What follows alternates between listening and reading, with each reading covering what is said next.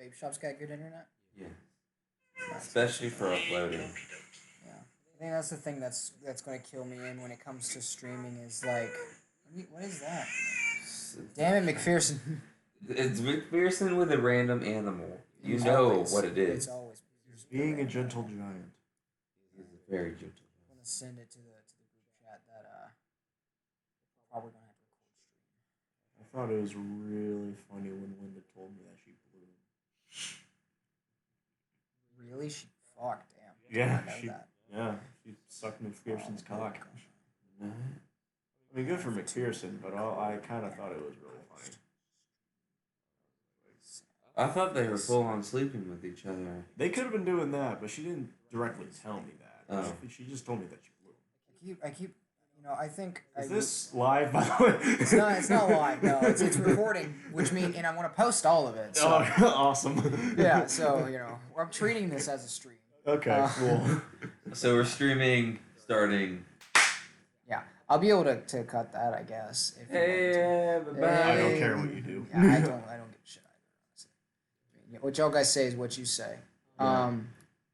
But yeah, so good evening, ladies and gentlemen. Welcome to the Junior Critics. Hey. I'm Jeremy. This is Riley. I don't know what it has to do with being junior, but that's your own thing. So, Neither me or Jeremy are juniors. no, actually, we're not. We both have unique names to our own person. I've graduated. I'm not a junior. You're not junior? Nope. I graduated in film too, so I'm certified to be here, motherfucker. Fuck yeah. I'm gonna let this. Jeremy, roll out to I'm the just big time. saying, like, watch out, because I'm coming for that efficient title and license. Really? Yeah. You're gonna try and be efficient? Yeah, I'm gonna become an ordained minister just so I can beat you out on that license. I see how it is.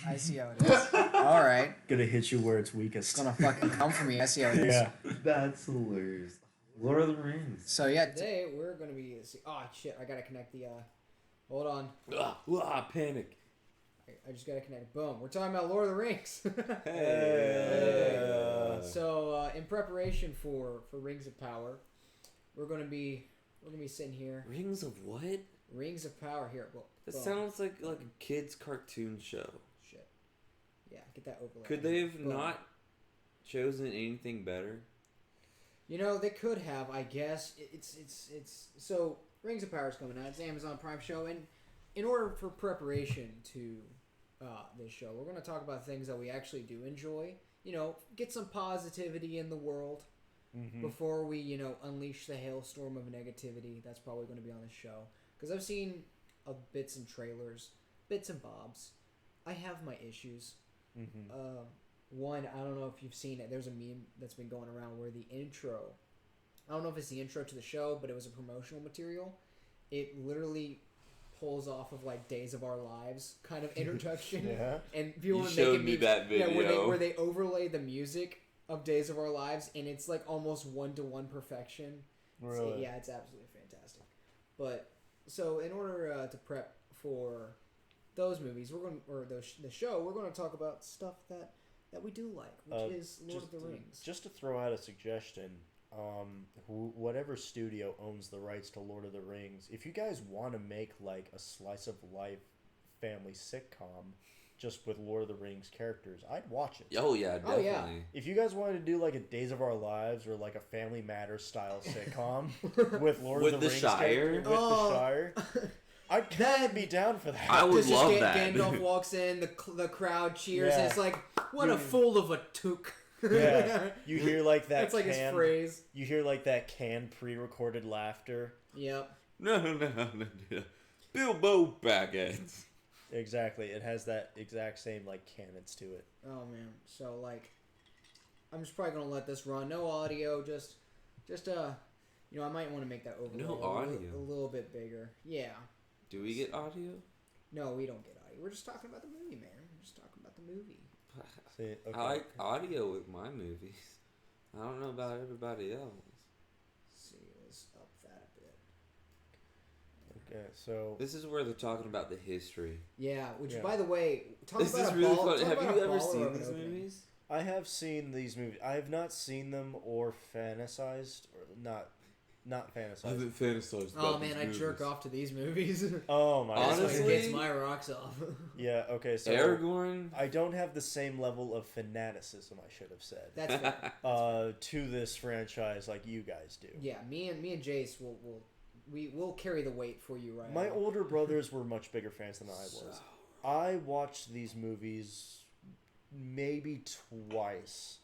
The Hobbit movies only once, and I thought that was enough. And I made Riley watch this again in preparation for Yeah. for what we were talking about, just I so mean, he I could know- get his references down. Yeah, like I know what's going on. They're talking about like the war and fucking like Sauron and blah blah blah blah blah. Yeah. He had the Ring of Power, the one to rule them all, and he ruled all for a little while. Yeah, but I mean, like, talk about it's such a good grandiose opening, you know, because openings matter in a Yes. movie, and Mhm. what Good a way. exposition, and they do it in a good way. Yeah, and it's a good way to set stakes too. Like this Ring of Power is no fucking joke. Like, you know, they show. Unlike the TV show. Yeah, right. Ba-dum. Like it's no joke though. Look, he was there 3,000 yeah, years ago. Yeah, setups. You know, that's a thing. That's a thing that exists. But like, so. Dude, the action scenes in like these movies, especially for their time. Yes, I mean some of the stuff that they had to go through for these movies, I can really appreciate. I don't like the elves in these movies. You don't like the Yeah, elves? I don't like the the elves. protection of elves in these movies. Why either. is that? I really just don't. Okay, Is it so is it the like thing- is it like do you not like them depending on the book, or is it like in relation to the book, or is it just elves in like in all forms of Tolkien? I don't like, in particular, Lord of the Ring elves because they are basically just humans but better at everything. That's fair. And I feel like if that were the case, why are humans still around? Yeah. I can It's like- understand.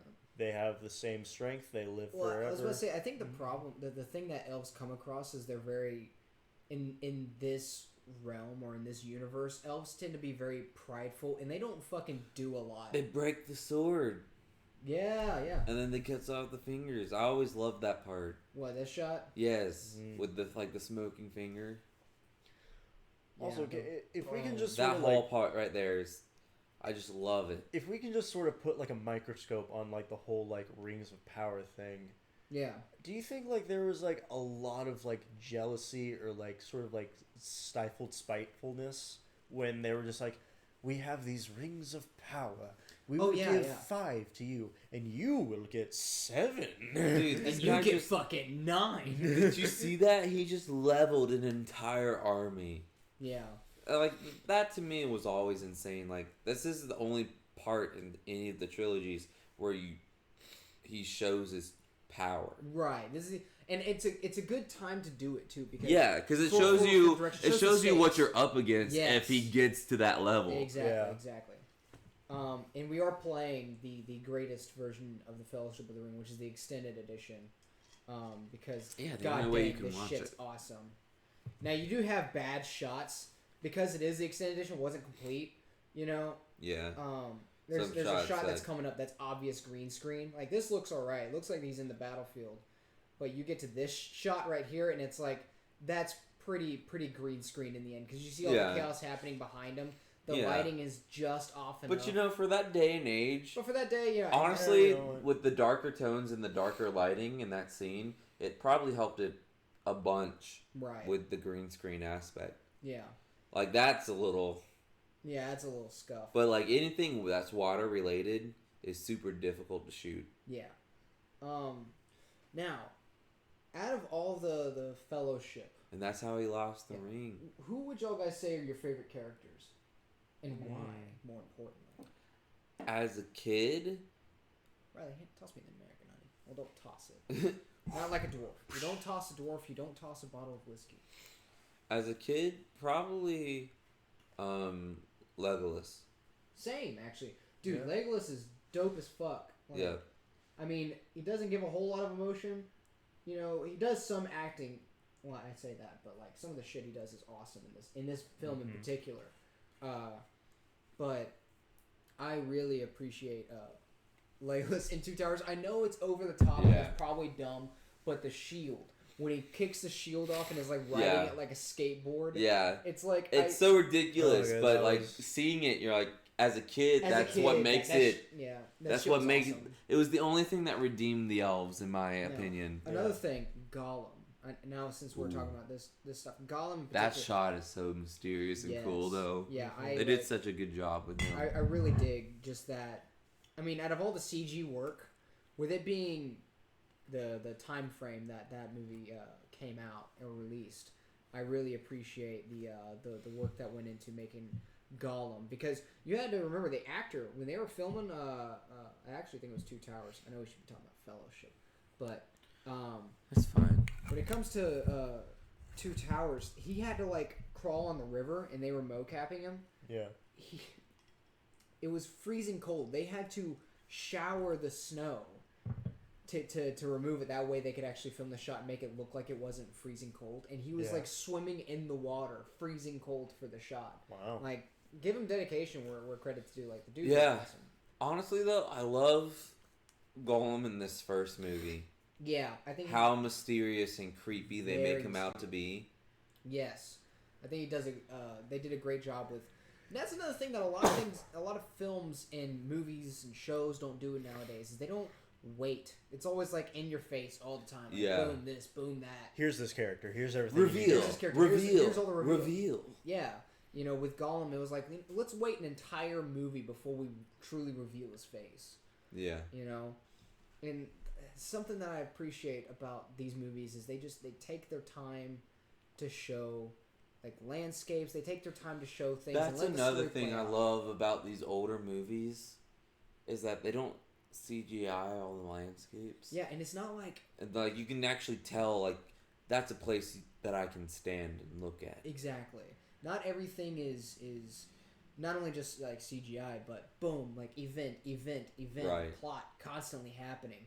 Where these movies, you have time to like settle and think and reminisce. Like there's Well, they room also to breathe. the way that they capture, like, the cinematography, they really capture, like, they want this to be a magical land in a magical world, Right. and they spend time showing you the land, and then, like, that's a beautiful transition right there, Yes, where they yes. show you the mountains and then it transitions to the map. Yep. Such a clever transition, and the reason it works is because they take the time to show you the different landscapes. Which, by the way, you know, I want to talk a minute about the fucking Shire. Yes. Like this now it's an appeal to like childhood stuff, but I want to take a time, since we can't hear it, but to talk about the music. The Shire theme throughout all these movies is constantly brought back in, and it's kind of it's played almost relentlessly, almost too much. And the reason why is because the Shire is supposed to be a metaphor for home, for the past, you know, all the nostalgia, right?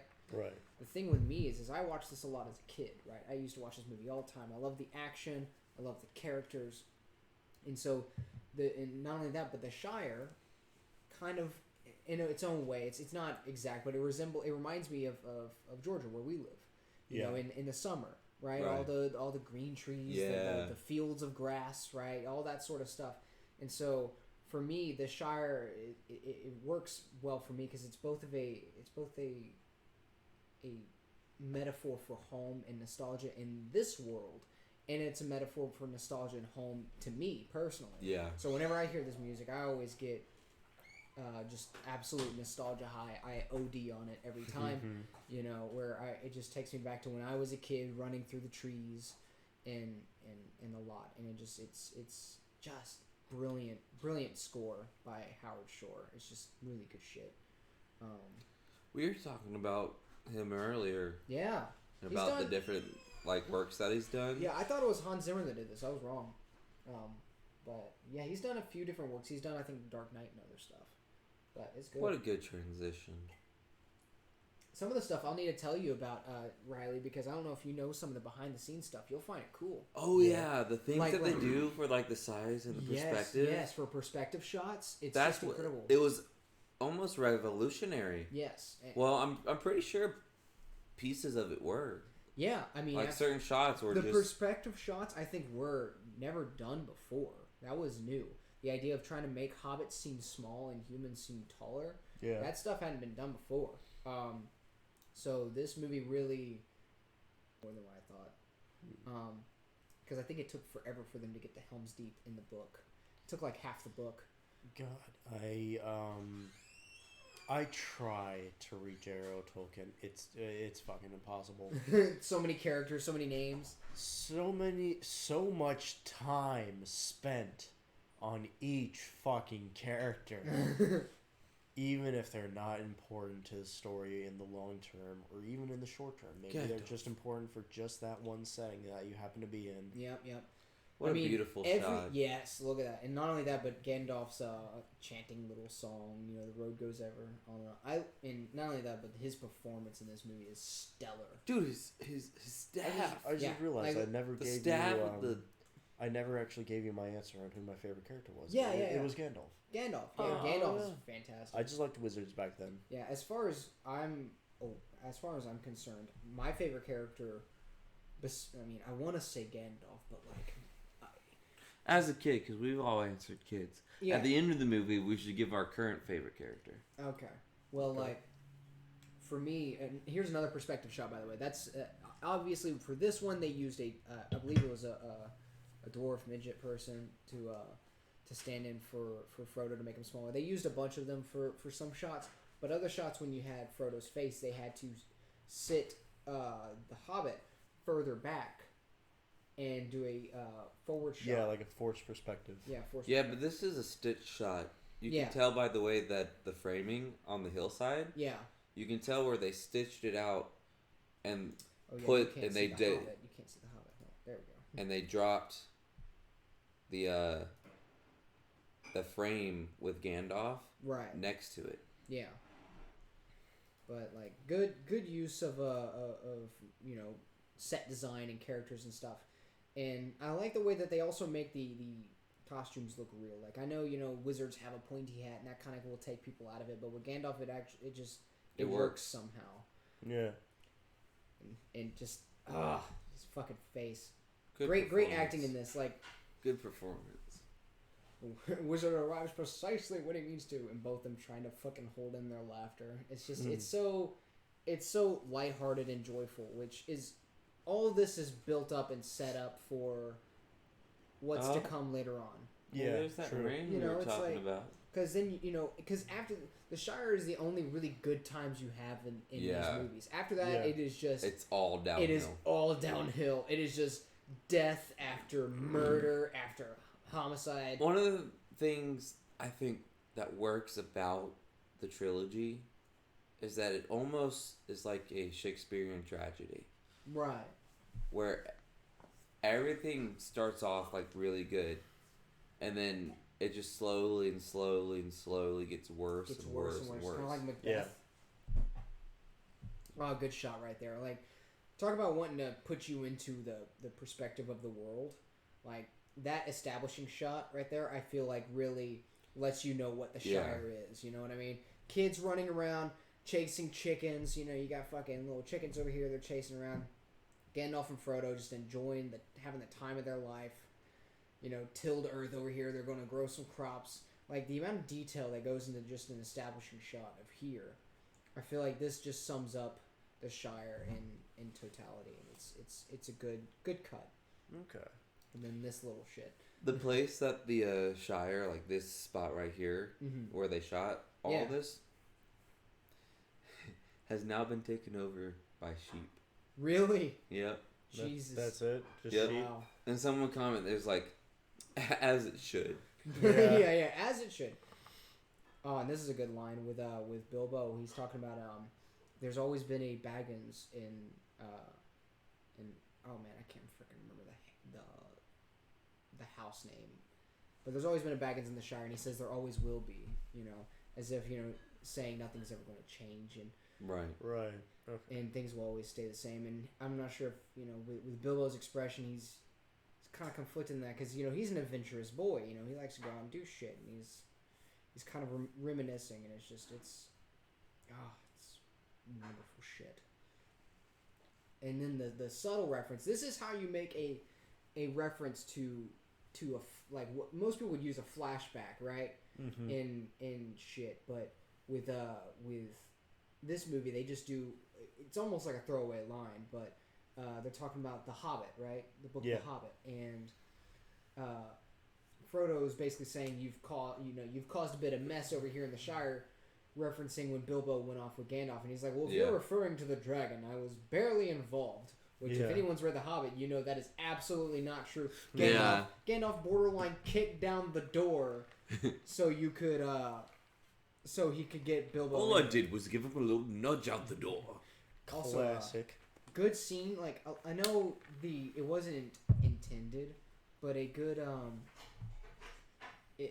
you can't help but notice like the drug use metaphor that could be presented here. Oh yeah, like long weed is pretty Like with pretty transparent. yeah, with and I'm pretty sure that wasn't intentional, but it is so prevalent. Like with this ring of power, like he can't find the ring, and he's just searching everywhere for it, desperate to find it. And when he finds it, he finally has that like peace of mind and rest now that he has the object. Didn't even realize it was in his pocket, and like. You know, like I said, I don't know if it was intentional, but it is absolutely apparent, and I think it works well for what because the whole point of the ring is supposed to be corruption, right? Yeah, Yeah. yeah. You get drunk off of power. Exactly. That's the little metaphor behind it. That's the message that they're trying to go with. But yeah, when I was All right, you keep your secrets. Such a good. Such a funny meme. just the banter back and forth between Frodo and Gandalf is All just, very charming characters. yeah, Yes. very charming characters. They Very do so well to make you feel like they're actually like friends. yeah. and- The dialogue is just very fucking human. It's just it's great. You know, it's one of the cool little trinkets and things that I've learned is that funny enough, in Gandalf's staff is actually he keeps his pipe in his staff. Yeah, I always thought that was so cool. It's like, oh man, I want something like that. That's just so cool. He should just smoke out of the staff. Just make it a really long bomb. Yeah, just a really deep hit, just very deep. Oh, and this little look that he gives him, like, fucking really? Like, you're not gonna give him anything? You're not gonna... And I know Jace hates it because every time he makes an expression, he just furrows his brows. Which... Okay, look, listen. I mean... I love Lord of the Rings with all of my heart. It was probably my first introduction to high fantasy. Right. I like Elijah Wood. His acting is great. I do not like Elijah Wood in Lord of the Rings. I mean, it was one of his first really big gigs. It's not even that. He does a great job acting in Lord of the Rings. Right. I just don't like the particular facial expression he chooses For any given moment. for every single moment. Anytime he tries to convey emotion, it's the same face. It's the wide-eyed, the furrowed brow. Oh, Frobo. It's the main reason I don't watch Lord of the Rings more often. Really? Is because of I Elijah really Wood? just don't like. Okay, You should Elijah send a letter Wood's to Elijah pain. Yeah, send a letter. Yeah. Elijah Wood's pain face is Naruto's voice to Shay. Ah, yeah. I just don't like looking It's at like it. so cringe-inducing. You just want to cut it off. Yes. But in the first Okay. movie, it's not Yeah, bad. I'm In the first movie, he It's a just coffee. looks confused 90% of the Get some time. coffee. We'll hold out. I'm sitting here. I'm like, Riley's yawning 3 times. I know he's not invested in this. This is more me and Jason's thing. Yeah, I feel like it's more of a J and J kind of thing than a J and R. But you're a host, Riley. You have to work for this. Fuck. Why did you make me a host? And why did the first movie have to be one that I don't particularly care that much about? Because Makes a fair point. he makes a fair point. Also, is it going to be 3 hours and 48 minutes long? It's gonna be as long as we make it. We'll see how it goes. I'm going to tell you I'm right in for now, it. I have energy for maybe an hour. All right. Hey man, I'll take what I can get. If you want, we can just ignore video and just talk about stuff that we like while that plays out. I don't think that's how that works. What do you mean? This is good, just normal B-roll, man. The, I- po- I mean, I figured the I mean, point of we're playing the almost- movie is to talk about the movie. The problem is that what we're doing right now is we're wanting to break it down. We're breaking it down scene by scene because we keep going scene by scene. I think we need to talk about more of the broader strokes. Oh yeah, well we can fast forward to those points. Yeah, Like one of my favorite points in particular please do tell. is the lighting in the scene where they're getting attacked by the horses. Looks like brown, tastes like orange. You know what's funny? Here, you know what? You know what's funny? The second I got off the couch, I snapped back wide awake. Wow. Drink it. You're You supposed to guys try and first. this movie is what's putting me to sleep. I'm sorry, Riley. If I like As if it, I will have you to give take You it? gotta embrace the long. Oh, So, my here, God. before we get to the horses, This is the truest endurance test ever. you got this. Okay. Looks like brown, tastes I- like orange. It does. I like it. So there You is, should there let is, Jeremy try it. yeah, I'll try it. There is one thing I would like to, I mean, refer to. I like the birthday scene a that's lot. good. The birthday scene, especially with his. Oh yes, hold on. Let me get there. Let's see. I wish it would show me. But like, Good character building with yes. Sam. Oh, My and God. then another subtle reference to the Hobbit. So good. It's freaking I didn't fantastic. have all the stuff to make a Long Island iced tea, so I Gandalf dancing. improvised. So one of the things I Thank want to you. point out that I really appreciate is Bilbo's exit when Mhm. he leaves. Yes. Yes, right over here. This shit. Like, so he's What's to go. that saying? I loved you more than half of you deserve. Oh, let's see if I can find it. He says something in particular that I really like. My dear Bagginses and Bobbins. Proud feet. Proud feet. It's earlier on. Let's see, my birthday. My birthday. See if I can get a good bit of it. Ah, I can't hear any of this shit. Just- I can hear a thing, Oh, that's right. I think I'm. and it makes me want to sing. Makes me want to sing. I can hear a thing. It's almost 8 o'clock. I need to make dinner. Yeah. Heck yeah. Yeah.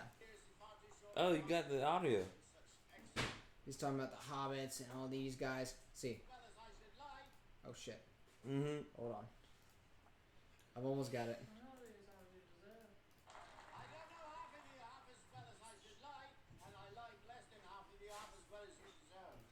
Freaking great shit, man. Such a great line. Now- Honestly, Oh, it's absolute savage. Look at their faces. They're like, fucking what? I wish I would have been more of. I wish Elijah Wood's acting wouldn't have kept me from this movie.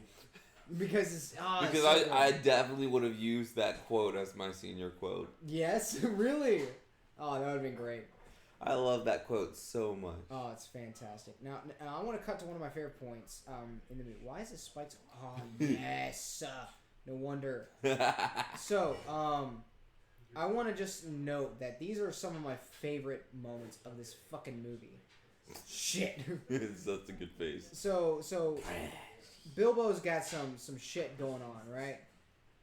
It's the corruption. He's had the ring for how long? He's had it for 60 years. How many years did it take to corrupt Golem?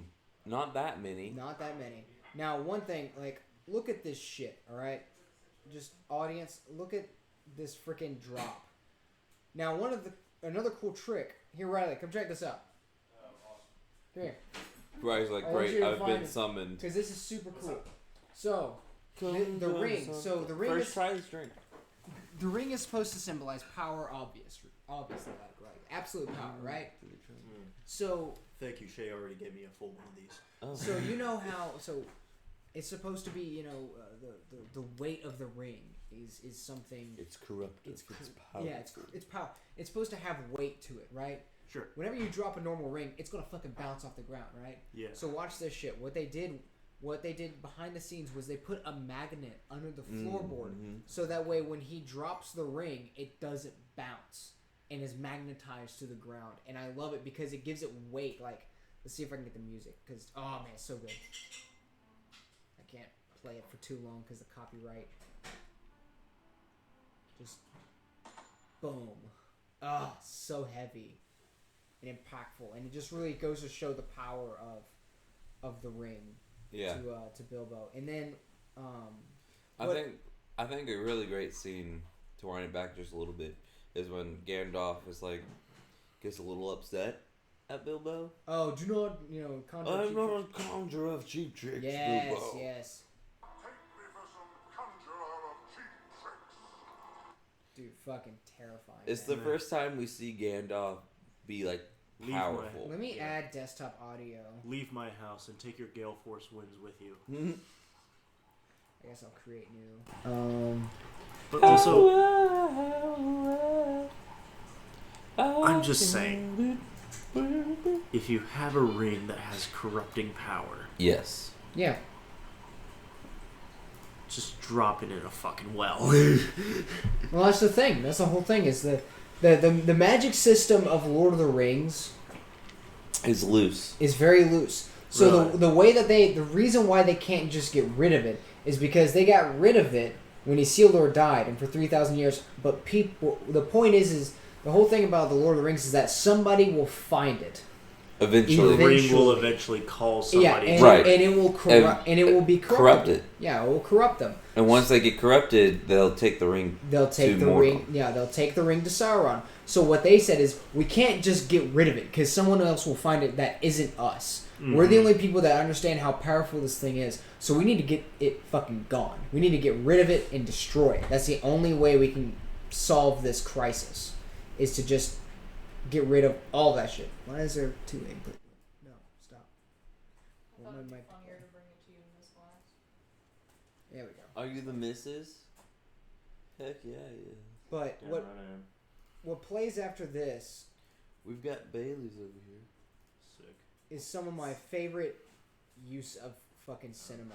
My head's For cut one off. thing, look at this just B-roll of Gandalf. I would pay good money to have just this Good shot of just Gandalf sitting there contemplating, because he's not sure if this is the actual ring. This next, I think it's like 17 minutes Yeah. of video is some of the best, like, writing with cinematography, some of the best film I've seen, because of what all Doesn't it he, like, entails.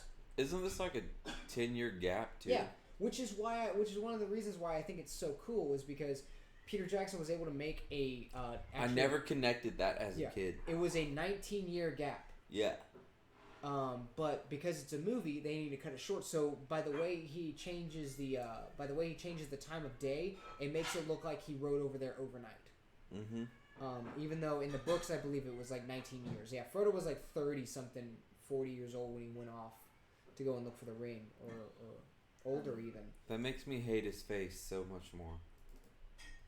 But it's like, oh, it's so good. We Gandalf in his contemplation. Like, the acting in Ian McKellen is just freaking incredible in this film in particular. I love how he walks in and immediately picks up ring. Yeah, because I mean, it's the first thing he sees, and not only that, but it could, show. I like how Gandalf was like, even though it's been like years, he's like,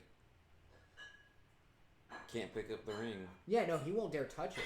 Corruptive power. I love it, and like Could kill me in the an subtlety of, like, he's so entranced in his thought that Frodo enters the door and is like, Bilbo, shouting Bilbo, and he doesn't even realize until later on, like right here when he's asking him, and he's like, he takes a second. He's so in depth in thought that he doesn't even realize that Frodo's entering the room until right there, and he's like, oh wait, shit, someone's here. It's like, fuck. But he just keeps going on because he has better things to attend to.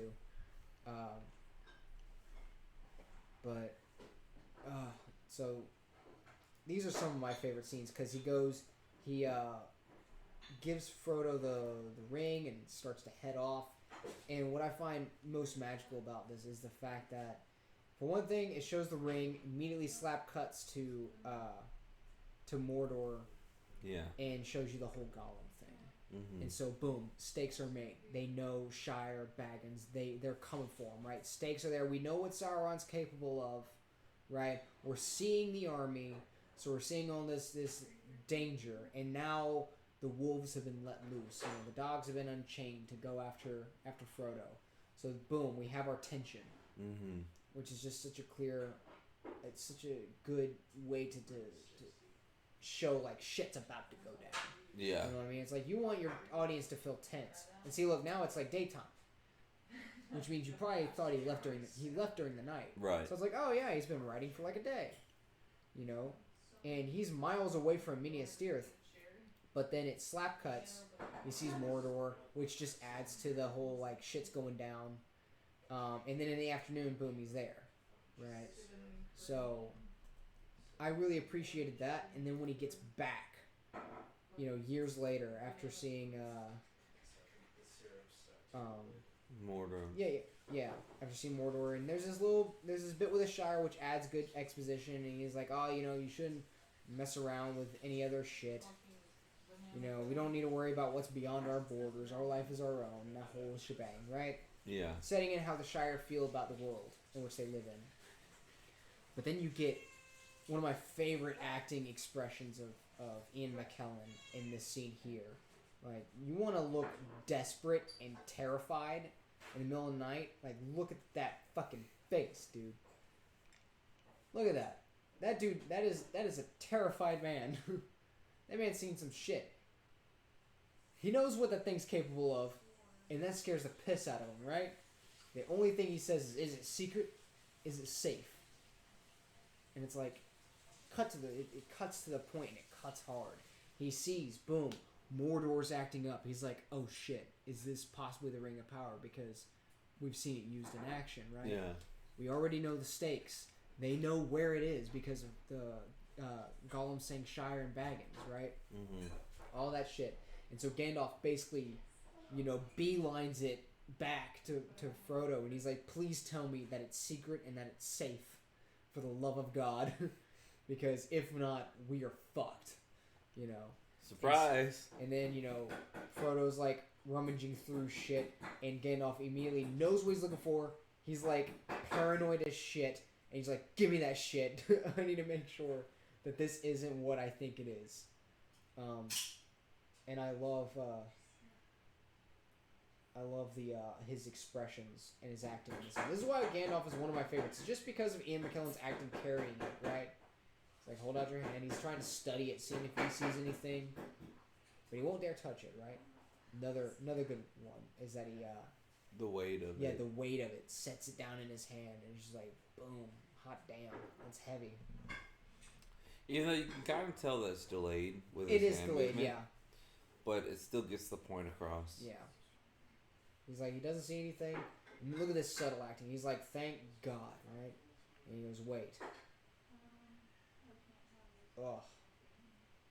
Great freaking phenomenal acting. Like, let me see if I can get that. Like, look at this shit. Just, oh shit. Mm. Look at this. He's like, wait. Fucking. Ah! So good. Because he doesn't say anything. All good?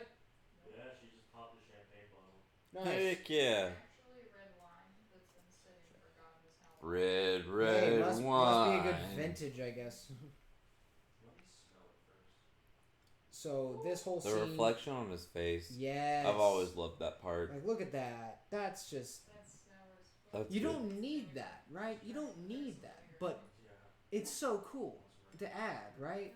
Well, most movies now I think would put the reflection heavily in like the eyes, Right. but I kind of like it just going across his face. It looks more natural, and like you can see his hand fiddling with it, right?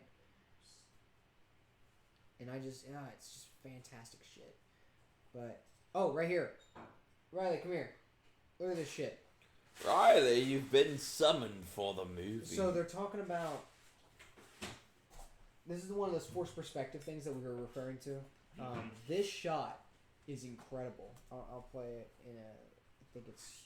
I don't know if I passed it yet. I'll let you explain the shot while I run to the restroom. Okay. So, what happened in the what it is that they're trying to show the forced perspective, right? They're trying to make Frodo seem small. Right here, yeah. They're trying to make Frodo seem small and Gandalf seem large. They're supposed to look like they're at the same table, right? And what you see is you see the table move, right? See, like this camera shot's moving, right? Yeah. What you're looking at in that shot is two separate tables. Okay. They are two separate tables that aren't connected at all. But there are objects that you see like right over here and here that are blocking the view of where the table ends. The whole point is that the table is on a track and moves with the camera. Right. So that way, as the camera's panning, you never notice that the table is not connected to the other side. That way, Frodo can be, what is it, I think like 5 to 10 feet further down than Gandalf, and you not be any of the wiser, because the table is moving with the shot. Because Frodo, I'm pretty sure, that teapot, the teapot's further away, so they had a bunch of size differences to make it look like a forced perspective. Gotcha. Brilliant take, and it works masterfully. Because if you look, Gandalf, actually, if you think about it, you have to really look at it. But if you really look at it, Gandalf actually looks like he's looking slightly above Frodo. Yeah. Yeah. Like over here, and if you see his eyes look like they're looking like over Frodo, just over his head, right? Yeah, a little bit. And that's because he's not looking at Frodo. Yeah. He's looking at a mark on a wall. Okay, yeah. For the shot. And that was one of his gripes about the film, was because of the forced perspective, he couldn't actually look at the actors to get their expressions. And that's something that I really deeply love about this movie. What else do we have? Oh, the freaking wizard fight. When he goes and sees Sauron. But Saruman, yeah, sorry. I used to get those mixed up all the time as a kid. Yeah, honestly, Gerald Token could use slightly different names between them. But also, even though Gandalf is portrayed as like this badass wizard, he's actually very low ranking as far as like his order goes. He's Gandalf the Grey and not Gandalf the White. Which I don't know how high the rankings go, but is White like up there? White is the most powerful. Okay. Gandalf. The Gray. Yeah, Gandalf is the Gray. You have the White Wizard, the Gray Wizard, the Brown Wizard, and then the Blue Wizards. Blue Wizards are the lowest of the low. Gandalf is powerful.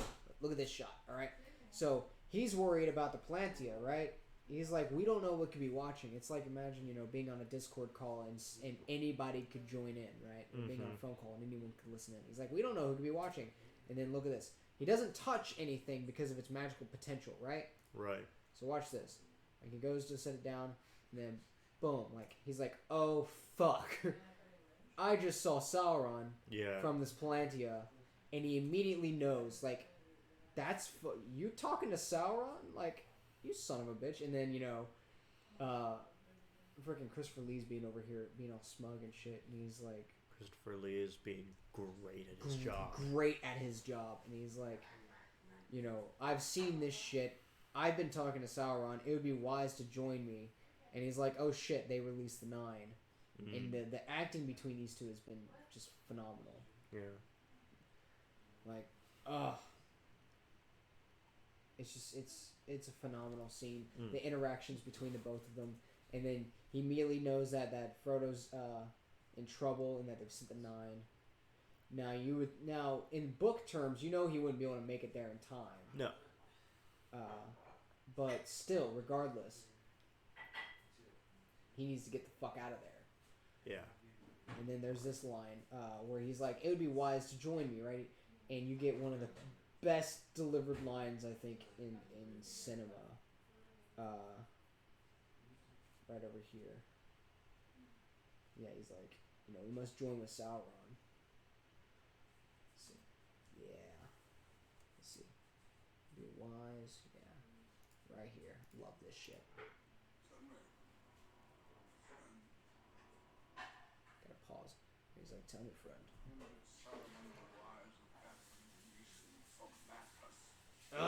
So good. Like, when did Saruman the Wise, right? Saruman the Wise abandoned reason for madness, and they just fucking go ham at each other. Yeah. Now, as far as wizard battles go, I would say this isn't on the level. This is cool because it's not gonna be your high CGI, like, you know, Dumbledore versus Voldemort sort of shit, right? Yeah. They only had practical effects, really, that they could use. They didn't want to do a whole lot of crazy shit, because Tolkien is a very loose-based magic system. Yeah. But they wanted a wizard fight. It So- really looks like they're just using the Force on each Yeah, other. they're really just using the Force on each other. Until he's like Accio staff. Ah. And it's like, oh shit. Because, you know, Gandalf doesn't have a chance against Sauron, because Sauron is the white wizard. He's going to be Right. the most powerful out of the lot. Which is why he can do shit like Sick that. dance moves. Yeah, right? Freaking breaking a leg over here. How do you feel about that fight? Yeah. Yeah. Yeah, it was just like So, okay. 12 it was like 12 like jump cuts between people like getting pulled by wires. Right. Now, if you would out of all the wizard fights that you've seen, is there any in particular that you fancy? As far as cinema goes, Mm-hmm. oh jeez, that's rough. I'm not gonna call Jedi wizards, even though they do have magic type powers. They're not wizards in my mind. Right. So they automatically get disqualified. Fair enough. However, does animation count? Animation? Yeah. I'd say so. Because no live action movie comes to mind. Okay.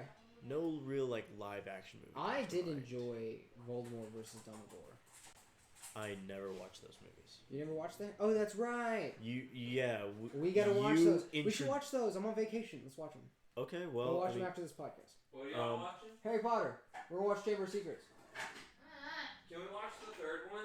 No, Riley hasn't seen any of them. We have to go in order. Yeah. We have to watch the first one. I He's s- already watched the first I one. saw He the just said he's never seen any of them. I saw the first one and I saw part of the second one. But do you remember the first one? See, Yes. you've seen part of the second one, so we should skip to the third one. No. Logic. Why the third one? The third I one's like the good. third one. The It third one's scares really me good. the most. Are they all good? Yeah, they're all. I mean, they're all right. Okay. I mean, it's good for world building. The werewolves Now let's. scares me Now, the I'll, most. did you watch any of the extended stuff? I think I've ever By any chance? No, I just watched the cinematic release. Okay. I wanna show you this, because this is like the thing that I like about these Fellowship movies is their character building. I feel like the more you give me, the more I'm going to enjoy, Sure. because I just love watching these characters do their things. The more and more I see of this movie, the more I fall in love with it as far as character stuff goes. This is extended cut. This isn't shown in the theatrical release. I can tell by the 3 hour and 48-minute mark. Yeah. So I'm talking about this scene in particular. So first off, you see a good way to show that your character's competent is he's able to hunt, right? Mm-hmm. So boom, shows him he got himself a deer, right? Sweet. And you know the story of Aragorn and that he goes on, loving an elf, Yeah. and she's basically giving her life to him and says that she wants immortal life. He sits here and there's a quiet time I know. I was where it's just him singing a song, where it is now. right?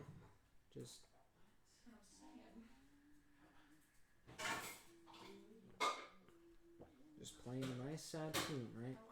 And Frodo asks what song he's singing. Sorry, that perfection. And he's like, "Oh shit, you're awake, right?" And he goes to tell her, and he's like, or tell him, he says, "This is a song about a elf woman that loved a man. It's an old song." Mm-hmm. And Frodo, and he's like, and how she chose immortal life for love. And he says, Frodo says, "Well, what happened to her?"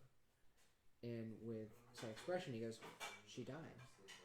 With that little cut, and I like his acting in here because he's in the same situation. He doesn't want, Arwen to die, Right. but although Arwen can get it though. he can. Arwen can fucking get it. But I like it because I like the extended in this sense because it gives you Yeah. alone time with characters, right? Yeah. You get to see him process like this info, like or just thinking about what he's going through, right? Yeah. That sort of stuff is something that I can really appreciate out of these movies. Is these quiet moments that you have? Oh yeah, this fight's awesome. Where you have Aragorn jumping in, which by the way, this is a cool shot. Jay, so how do you feel about the ring wraiths? being shown as the white ghosts, the white kings. I always, as a kid, it always Okay, so- confused me. Really? Yeah. So honestly, confuses I'm, me. I'm As an a little adult- confused too. Okay, so I feel like this should be cleared up if anyone knows the answer. Yeah, let me back it up to where you Does can see the it. ring make you invisible, or does it teleport you between dimensions? I think it makes you invisible. It makes you invisible, yes. But the way it Okay. makes you invisible is by putting you into like a different space. Yeah, And basically. certain things can see you in that space. So like what basically if you want to compare it to D&D terms, it puts you in a space where you're invisible. However, these creatures in certain times, Sauron have like true sight. So the ethereal plane. Right, so they can see invisibility. Yeah, Okay, That's- so that's basically how it so this ring just puts you in the ethereal plane. Pretty Basically. much. Okay, cool. Now, and I'm sure you know these are meant to be the 9 kings that were given the rings. Yeah, And but they that were was corrupted. forever ago. Yeah, but- yeah, when they talked about that. So you get to see their true faces and how they were kings and shit and blah blah blah and how they fallen from grace. And then you have this awesome fight where Aragorn comes in and kicks all the fucking ass, and Frodo gets stabbed and shit. Right. By the way, this is another cool thing. You know, you see Aragorn swinging this sword like a fucking badass, like it's nothing. Oh yeah. Everyone used stainless steel or aluminum. I don't remember. They used lightweight steel. Yeah. Aragorn, Viggo Mortensen, was the only guy that chose to use an actual functional steel sword. Oh, yeah. Henry Cavill did that for The Witcher. He actually used like real swords and trained Love this shot right here. tirelessly. Bam! Love that shit. But yeah, Viggo was the He only... actually threw an axe into that man, by Yeah. the way. A little behind the scenes. That man is dead. Yeah. That was a different guy when they cut away. Yeah. The fights in here are awesome. Oh, we're at the horses. We're at the horses, Jace, when they're chasing her. Yeah. What did you want to talk about with that? Where are you at? Oh, Liv I Tyler. like the light. The lighting? In which part? Like when they're chasing her in general, or? No, in Oh my God. the scene where they're chasing the hobbits. Rewind. In the in the nighttime. When they just like right when they first leave the Shire. Pause. Oh.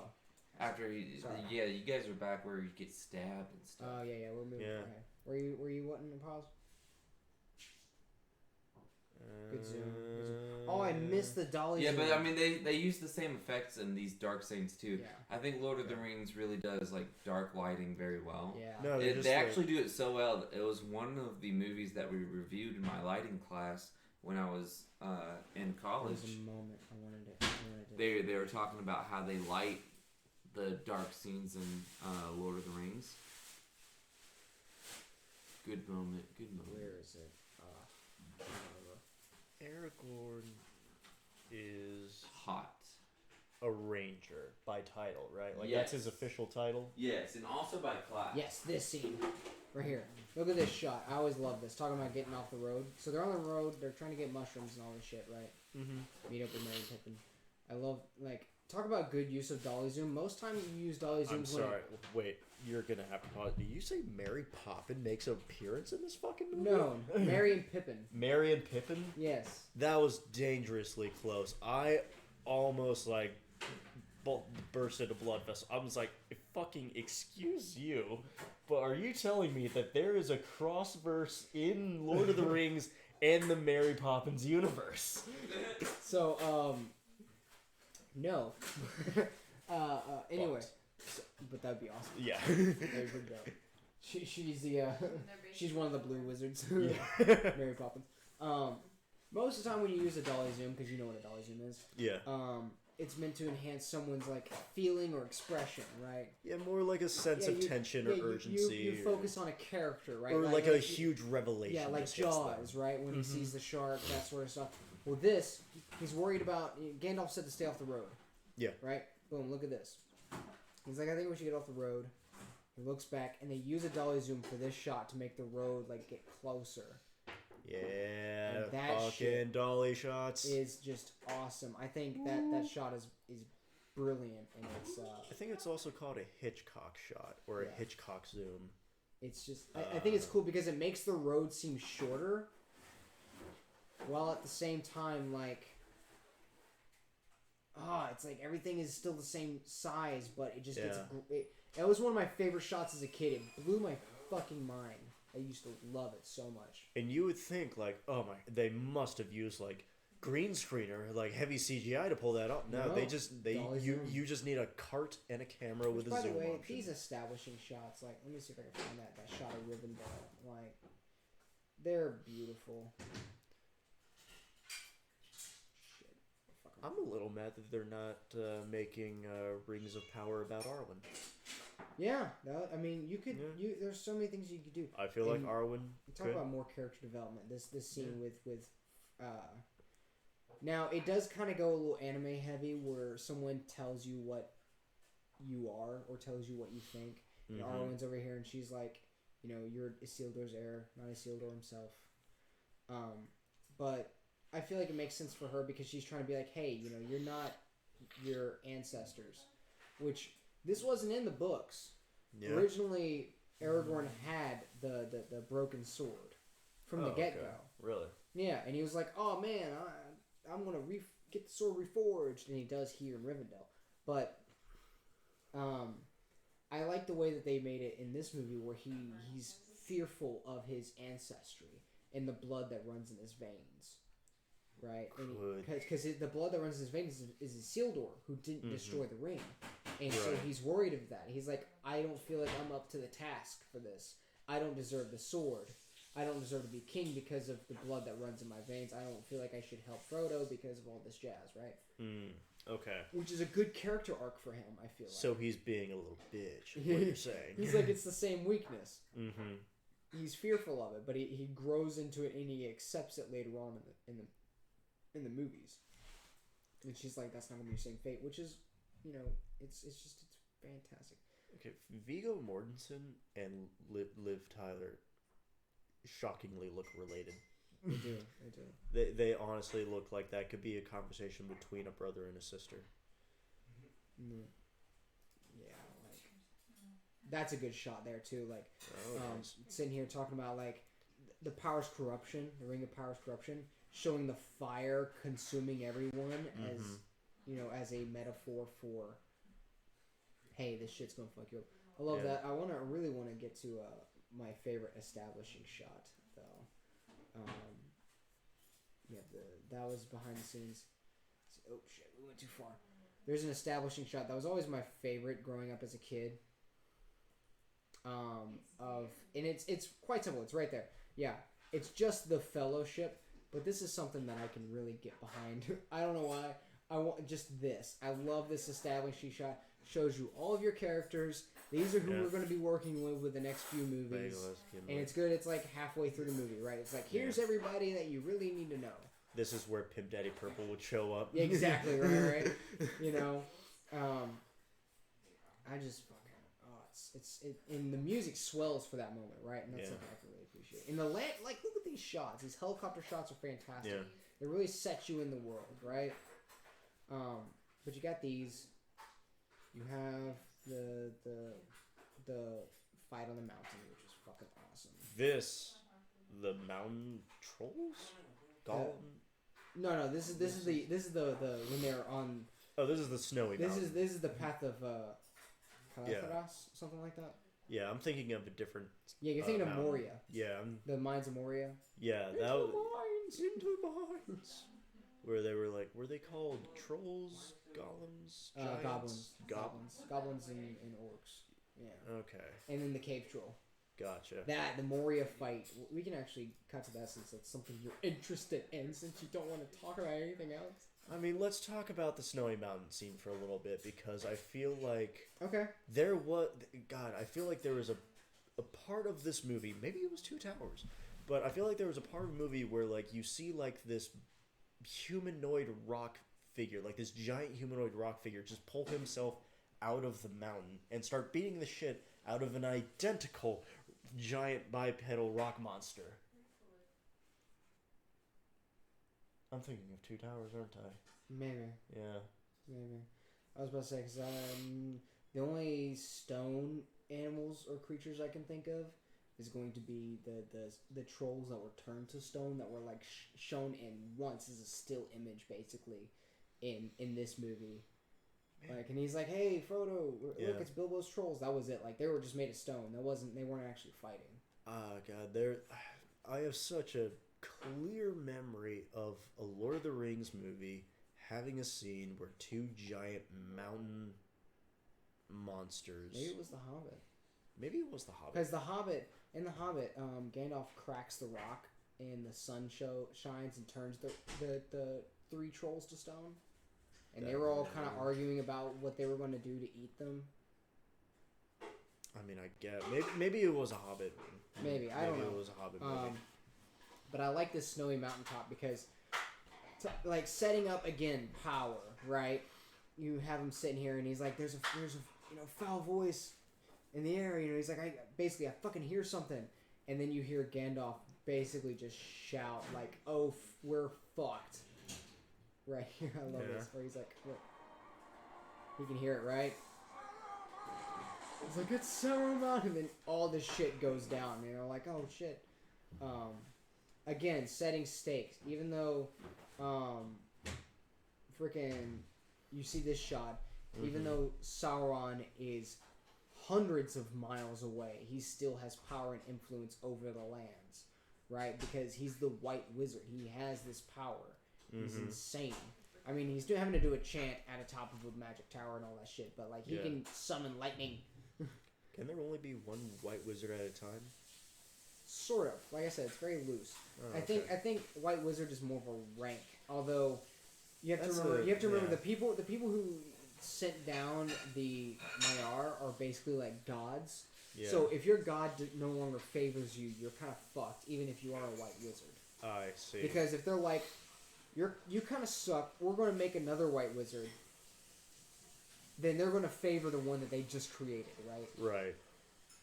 And that's why in Two Towers, Gandalf the White seems to be more powerful than Sauron the White. I also kind of just don't like loose magic systems in fantasy when it comes to like cinema. Because that kind of just leaves it open to be just whatever plot device it has to be at a time. Yeah, and that's fair. That's why I actually do like the way the Lord of the Rings movies handle it. Mm-hmm. Because it is a very loose magic system. One, they don't use it a lot. Two, they don't use it as a basically get out of jail free card. They use it as a generic obstacle. They try to keep it as vague as the magic system itself. It's not like they try to keep it out of the get out of jail free card. They're trying to be like, oh yeah, in order to stop, like basically what you have to think about is what is Sauron trying to do? He's trying to stop Gandalf and the crew from leaving. Yeah. He's like, okay, I want to cast a shit ton of spells to prevent them from moving forward. Yeah. And so Gandalf's like, shit, he's more powerful than me. I can't counterspell this guy. I want to have to go a different route. Yeah. And then when Gandalf becomes Gandalf the White, he doesn't really flex a whole lot of magic. Gandalf becomes Gandalf the White. he's like the main thing that he does the main power move that Gandalf the White does is he frees Theoden from Saruman's power. Mm-hmm. He's like, I'm more powerful than you, and I'm gonna basically fuck your shit up. Cool. And so it's still vague, but because he's been recently granted the White, you can reconcile that he has favor. Yeah. And that's why he has more power. I see. So that's why I think in these movies they do it better, because even though it's a vague magic system, they don't abuse it, and also the things that they do at least quasi make sense. Like, you don't know what powers they have specifically, but what they do isn't out of the realm of possibility. Yeah, because that's sort of like I like that shot. I just don't like it when movies use like a loose magic system as an excuse to be like, what does magic do? Whatever the fuck we feel like. Yeah, exactly. Anyway, to the Moria fight. Don't follow the plot. Don't ask questions. It's magic. Oh, look at that shot of Gollum though. And again, like hinting at him, making him look mysterious. I dig it. It's very CGI focused in this. Was Gollum a human? He was a hobbit. Okay, so that was the thing. It was like he. Do we ever see Gollum put on the ring? No, he never puts it on. He just worships it, basically. He likes to hold it. That's the whole thing. He never wanted to use it. Yeah. Like So he never wore it. He just became obsessed with it, Right. and it speaks to him in his mind, Yeah. or to some extent, his other personality speaks to him. He's just some fucking crazy, deformed hobbit at this point. Yes. Is this what happens to hobbits if they starve? This is what happens to hobbits if they're corrupted by a power for 500 years longer than they're supposed to live. They become And goblins. eat nothing but fish. Yeah, so he became corrupted by evil dark He magics. became basically a medieval incel. Yeah. This is like, okay, guys, anytime someone says that they're red-pilled, that's that. That's what they're talking. Like, that is a red-pilled man right there. Man, Red Pill used to be cool. Yeah, back when the Matrix was, popular. It was like, I see the truth. It was just like, Red Pill is just like, Red Pill is just conservatism, isn't it? Red Pill is, I think, extremist ideas. I think Red Pill is I don't like, know. okay, so basically, it's just like, I think it was overused by people who had very dangerous and outdated shitty ideas, such as periods don't exist, women made them up so they can complain. That is a real sentence a man said to me. I was like, I was about to say, because all the Red Pill shit that I've heard about, which I know we didn't mean to deviate in politics, but all the Red Pill shit I heard about was like, taxation is theft. And I was like, okay. very red-pilled. And I was like, alright. Like that's what I've been referring to Taxation as- is theft, by God. It's not theft. You're paying the government for a public service that they provide, you selfish dick. Hell yeah, baby. You drive on the roads, you fucking pay the government that built them, alright? But yeah. So to this fucking Moria Oh, fight. I love this scene. Dude, shit's awesome. The way he just rips into Pippin. Oh yeah. When he and reading the book, by the way, talking about all the shit that was going down. Let's see if it's further back. Yeah, talking about basically they were overwhelmed. There's nothing that they could do. They've barred the gates. They hear drums in the deep. Cannot get out. They're coming. Like, way to set up shit. Like, there's something in here that's rough. There's something bad in here. And then Pippin's like, I'm gonna fuck with this, and rolled a nat 1 on investigation. Did you guys ever bother reading up on the Elvish language? Because is it like a complete compendium of... It's yeah, not- pretty much. It's close. Like, It's really close, though. The problem with Elvish here, I'll let this play. Chase, what are you eating? Is that just buttered noodles? No, it's pasta and Alfredo. The problem with the Elvish language is you have to understand it on a level. Like, you know how me and you know English on a level to where You have to understand the Elvish language. where we can make up words that seem English. Mm-hmm. Like, if we can't think about how to describe something, we can use English words to create a word, right? Yeah. That defines our meaning. So Well, sort of- that's the yeah. level you have to be in understanding Elvish in order to talk, because it's incomplete. Mm-hmm. So you have to understand Elvish to a level to where you have to make up words sometimes to say what you're trying to say.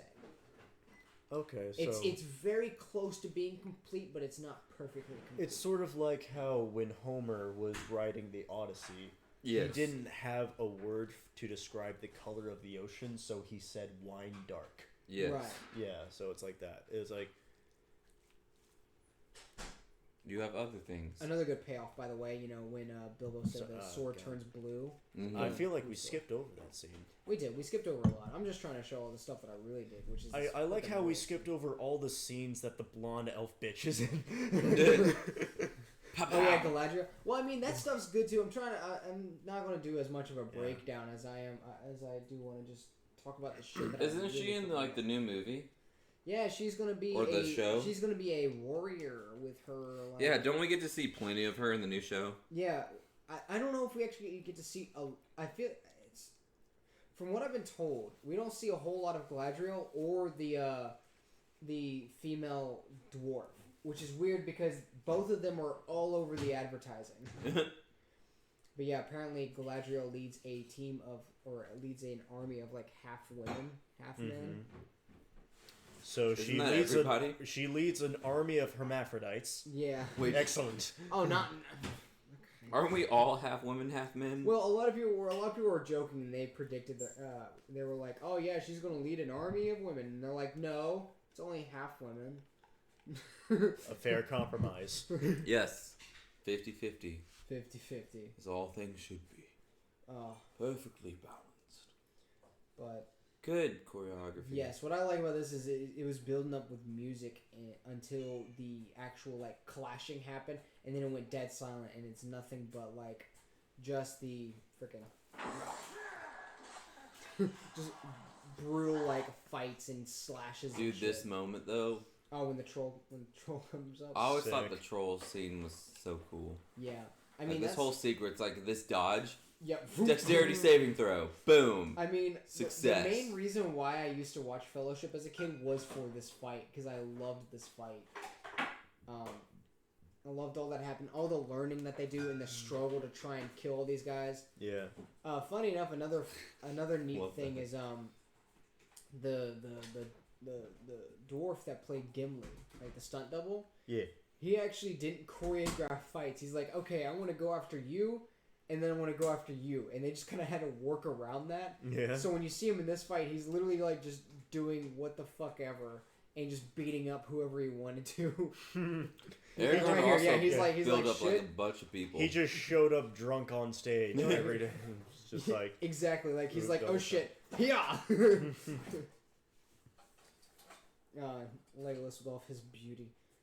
Orlando Bloom. Mm-hmm. Famously large penis. Famously. Famously large penis. Really? I think he's like 8 plus. Really? Yeah, Orlando Bloom. Wow. I Where think did you hear that? From his fiance. Fuck, what's her name? Oh my god, she's so much less famous than him. Of course she is. It's You know. Orlando Bloom, but Just 6 inches shorter than mine. I will have to Google Orlando Bloom. Girl, or are they fiancés yet? I Maybe don't they are just. Maybe they're just dating. Maybe they're She's just dating. a loudmouth. Remember, women, you Orlando can't talk about your husbands. And another thing, like, can we just say how awesome it is that they took such a risk making 3 movies At the same time? at the same time. Yeah. Like, Katy Perry. He's dating Katy Perry. Wait, what? what? Yeah, Orlando. Yeah, They're Lego. having a kid together. Wait, wow. what? Yeah, They, but they're broken up now. yeah. Wait, Oh what? wow, we're learning a lot of information fast. That's a lot of lore dropping, guys. Legolas gets around. So yeah, Orlando It's just like Bloom. Troy. It's just like Troy. I should not have said she's much less famous. I just couldn't remember which one it was. But yeah, I mean, I Orlando think Bloom. I'd prefer it that way, I guess. Yeah, Orlando Bloom was. Orlando Bloom is dating fireworks? Whoa. Yeah. Whoa. But another thing is talk about that kind of risk, but This shot right here. Boom. yes, boom. Tries to escape, can't escape, gets freaking stabbed. And Boom. I love this Bam. because look at the character development. Look at everybody. Everybody's like, oh shit.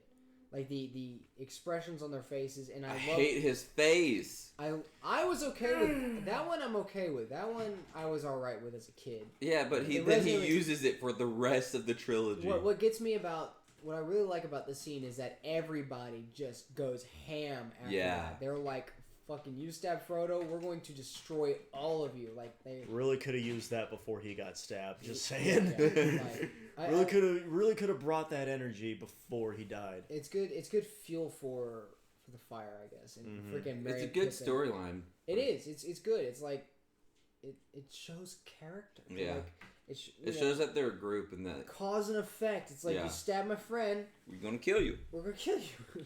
We were gonna kill you beforehand, but now we're gonna do it faster. Yeah, now we're gonna make it brutal. And I love that it shoots it underneath the chin and boom goes through the brain. That's Nice. good shot. Sean Bean. Good cast too. Honestly, Mhm. excellent cast. Orlando Bloom, Sean Bean, Viggo Mortensen. Viggo Mortensen, Liv Tyler, honestly. Ian McKellen, Ian Count McKellen. Dooku. And Count- Christopher Lee. Count Dooku. Like, and then everybody's being all sad faced. He's like, "Oh no, shit, I'm okay." And everybody's like, "Oh, I'm wearing mithril. I really don't feel like a chain shirt, no matter what the material, would have saved you from that spear, oh, I love this." from that trident. It's stronger than dragon scale. This is another good show of good acting. Is like The Vices. when they see the Balrog, and Gandalf basically gives this fuck look. Oh yeah. He's like, "This is." This entire scene is a Yeah, masterpiece. he's like, "This is bad." Honestly, it makes the movie. Yeah, this is new level bad, and he's like, "What is this? What are we dealing with over here?" Balrog challenge rating 32. Challenge rating of 32. His foe is beyond any of you. Yeah, that shot. Where He's like, oh no. He's like, "This is literally exactly why I didn't want to show up here." It's And beautiful. yeah, Balrog. Yeah, Balrog. And even Legolas, he's like, "Fuck." Now, Yeah. I love this line too that Gandalf gives because it really sums up the Balrog in one whole take. It's just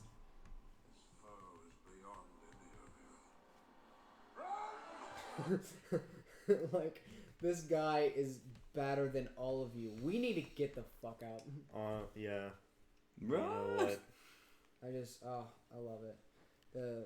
The way the music set up, the scene shots, the fact that they don't show the Balrog until the very end of the run, and they're just Yeah. trying to get the hell out. It's phenomenal. And then you have the actual battle between Gandalf and the Balrog. Balrog shows up, which, by the way, some people thought that they should have done a practical Balrog. I like disagree. it. I disagree. I think I the like CG Balrog This is the CGI is probably the best. yeah, I don't think you could do a practical Balrog that looks as Well, good as like that. the smoke effect is so hard to accomplish, and they do it very well in this movie by hiding it in low light situations, Yes, like being in a cave, for instance. exactly. And I mean, tell me you can make that look that epic practically. I mean, I'm all for practical effects and all, but I feel like the Balrog is the perfect use of CG because that shit is awesome and it holds up to today. You know, we're in 2022 and that thing looks dope as fuck. Like, look at that shit. That's yeah. It's awesome as hell. And again, Another, if you did it practically, I don't think you could do he cast shield. the flames in the way that you want to do the flames. Yeah. I think that's the major. Which, by the thing. way, I think they're bringing the Balrog back in Rings of Prime. Of course they are. Rings of Prime, baby. Hell yeah. See, they picked him with wings, Yes. which is why I think this scene is always so funny. Because you think he could fly. Well, why else would a creature have wings? Well, from what I remember, isn't a Balrog shall not. something summoned, or isn't it like a fall from grace sort of thing? Maybe Yeah. maybe its wings were banished, and that's why he can no longer fly. It's because he's a hellspawn. Maybe. I don't know. That's the best thing I could think of. Such a good scene, though. Yeah, and Gandalf's like, "Fuck you," basically. One of the most iconic moments in film. Oh no. I don't know about you.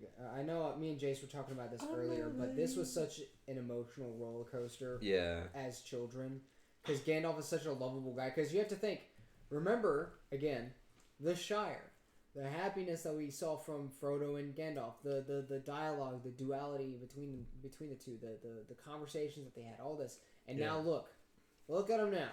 Look at what you've been Look reduced at, to. look at what's happened to you, and look, who does it cut back to? Not Sean Bean, No. not Sam, but Frodo, Frodo. because they have that relationship. I like his face in this scene. Yeah, and he's like, "Fly, you fools!"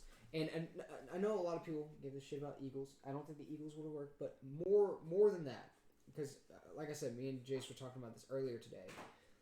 Gandalf is like, that bitch is still down there. Yeah. That Balrog has not been defeated. These guys need to get the hell out of here because there's still goblins afoot. They need to get the ring to Mordor. Yeah. He's like, I'm not going to be able to get up after this. I need to slay that Balrog so it doesn't haunt Moria any longer.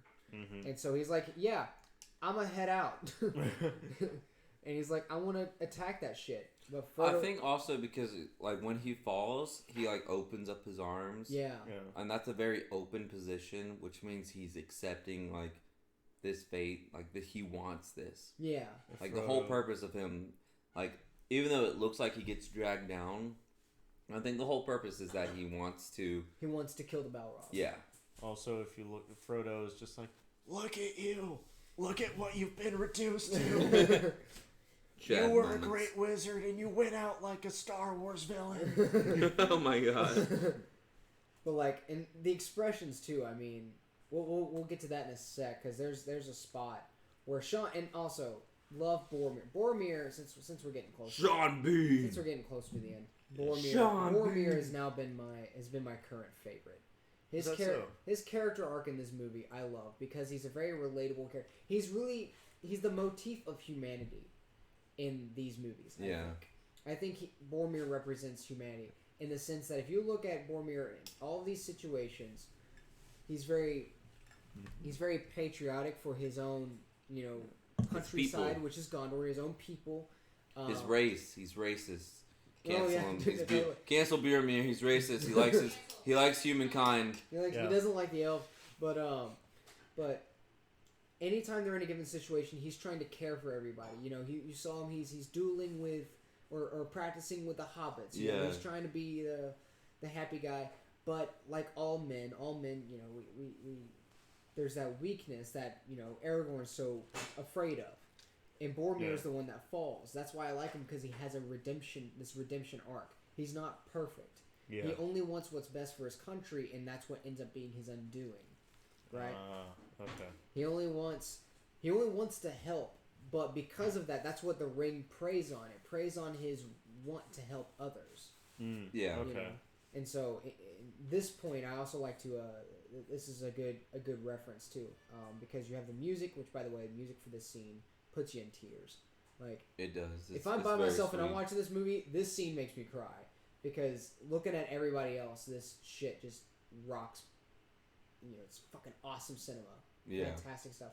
And Sam, again, bro. you get to Just see the feet and the yes, space. you get to see Peter Jackson takes the time. He's like, I want to show you these characters processing that they just lost one of their closest friends, Gandalf, the guy that they thought was probably immortal. Yeah. Right, the guy that they like. The wizard! They wouldn't like Gandalf wouldn't die. I mean, it's Gandalf, right? And so you get to see like their sad faces, and then this one is always what gets me. Gimli is trying to run back into the thing, like there's nothing he can do, and Boromir's over here trying to hold him back, being like, no, he's gone. And then Pippin over That's here. this part right Yes. here where he's just on the ground crying It's because like, he knows it's his fault. Yeah, He knows it's his fault. He knows it's his None fault. of this would have happened if he wasn't a stupid little Yeah, bitch. and then Mary's there and then Mary being his character, he's there helping him, supporting him through this, right? He's like, because he knows that's what Pippin's going through right now. He it's knows so painful, and they It's do so such a good painful. job. I killed him. He's dead because of me. Yes, that's true, but we must move on. Yeah, exactly. Lightning. And then yes, funny enough, so everybody has this, and then you have Legolas, he's lived in Rivendell, or he's lived in the Woodland Realm with other elves. He doesn't necessarily understand death or Right. loss. So this is his first time processing, like, oh shit, one of my friends is now gone. Mm-hmm. And this is him like confused, trying to process like the emotions that he's going through. It's just, it's brilliant, and he takes the time, lets the music sit, and everybody show their expressions. And Aragorn's just a Giga Chad, and he's like, look at all these losers. Loss? Yeah. I eat loss for breakfast. I wake up every day and lose a person who's close to me. But all it's because Aragorn's trying to be the masculine character. Like, hey, Well, we need to move it's on. We not need to that- shelf this. It's not that he's trying to be. It's he has to be. Exactly. In this moment, Right. it is what's required of his character. He has to be. He has to be strong because he knows the danger, the level of danger that they're all still in this moment. Yeah. And while everyone's trying to deal with like this grief, He's like, we have to move. right? We have to move on. And again, this is why I like Boromir, because he's like, Legolas, get him up, and Legolas is like, yeah, sure. But Boromir's I think you like, should play the audio. What with Yeah, because it's just such a powerful moment. It is. In this, it deserves the character moment. It does. Let's see if I can get it to play. sitting there. Give them a moment, for pity's sake. By nightfall, these hills will be swarming with orcs. Oh, so good. And so Boromir's just trying to look over her. He's like, look, they just lost one of their closest friends. Give them a moment to freaking mourn. Jesus Christ. You know? Boromir's trying to be the he's trying to be human out of all this. He's like, give him a moment to mourn. Give him a moment to express their emotions, and then we'll move on from there. And Aragorn's like, bitch, we ain't got time. Yeah. We gotta go. Boromir's like, give Pippin enough time for it to really sink in. That it was his fault. Yeah. And I think this is a great moment in the trilogy, though, that shows Aragorn's ability to lead. Yeah, he's like this is one of the moments where you look back on and goes, oh, that's the leadership worthy of a king. I feel like everybody hates Boromir in the beginning. Like when you're kids, you hate Boromir because like he shouldn't have been seduced by the ring. But as you grow up and grow older, you're like, man, that shit happens every day. Yeah. And, like we're human. We're all. I get seduced every day. Every single day. All the time. But it's like constantly getting seduced. It's a problem. He's just trying to help. He's not perfect, and right. That's what I like about him is that he's just trying to help. He's trying to be as best as he can, but he's human and he has limitations. Yeah. I like that the film takes the time to show you both, like his compassion and his good side of his humanity. Yeah, which makes his fall the greater, like even sad. Yeah, more sad because you know that it's out of good faith. He's trying to be good, but the result that he's getting is just the mistake. It's just the wrong way. And I'm gonna get more coffee. I am wired enough for the rest of this movie. Let's go. Like just a play or. Like just to play out, we're gonna sit here for another hour and. No, I mean you skip as much as you want. I'm just saying, like whether we watch the rest of it or we watch the important parts, I'm awake enough for it. Okay. Well, I think the ending is where we're gonna bring out a lot of the character arcs, because they'll have partially complete. Oh, wait. What do you think, Jace? Yes, no. It's a good face. It's a good face. His eyebrows are not as furrowed as they are as normally in furrowed later movies. Yeah, this moment, not bad. Honestly, this is probably the best facial expression and the best emotional expression we get from him in the entire movie, and I think it's because it's pulled back a little bit. Yeah, it's a bit reserved. You can see the pain in his face, but you're still focused in on the eyes. Right. I think later on when he gets really like furrowed brow, it just makes his face look too funny and it takes me out of it. Right. But I don't know. I like Elijah Wood. I like his acting. Man, I only have a problem with his character in this movie particularly. Really? It's just a Fellowship? Well, no, in this trilogy. Okay. Actually, the Fellowship is the best one out of the trilogy. I agree. I completely agree. That's as far as his facial expressions and his acting goes. I know, honestly, I know that it's probably a director's thing where the director's like, I need you to do more of this or more of that. And the actor gets caught in the thing where it's like, all right, I got to do this or that. Or he did it once and the director wants him to replicate it over and over again. I just don't particularly like the face. It's a good face. Right. It conveys a lot of emotion. I just don't like the way it looks, and that's just my... No, I understand. No, you have complete right for that. You know, it's subjective. That's okay. There's nothing wrong with that. I don't... The thing with me is I don't mind his acting in these movies. Yeah. Now, I understand absolutely where you're coming from. I feel like I'm one of the few. It's like, I don't want my opinion to be that of, like, a public, because he is very talented. It is almost an objective fact, though, that all he does is furrow his brows in these movies. I understand that. And as soon as you pointed it out to me, I'm like, no. And then I thought about it, and I'm like, oh, shit. And then you watch it. And then I watched it, and I was like, oh, shit, you're right. And it totally is the same. It's the same facial expression every single time. I wish it would bring up, like, the shit so I could see it. You know, like the little preview? Yeah. That's not, yeah, so where you can, like, when you're skimming through. instead of like blind balling it. Yeah, Riley, you said we skipped Galadriel. She's right here, bitch. Where? Bitch, where? Literally next frame. There you are. Now for me to shit all over you. Galadriel, There's one. honestly, kind of a weak character. Well, I mean, she isn't really much of a character in the books or in the movie. Well, that's my point. She's given way too much. Which is why I don't understand why she's such a big character in Rings of Power. I don't think she is. I honestly don't think she's going to be. I think they just put her in the trailer. Yeah, I don't understand why they just gave her so much fucking marketing. They're like, hey, remember this character you know? It also exists in this universe. Now, this is another one that most people will miss, because this is the extended stuff right here. Although I do think it's in the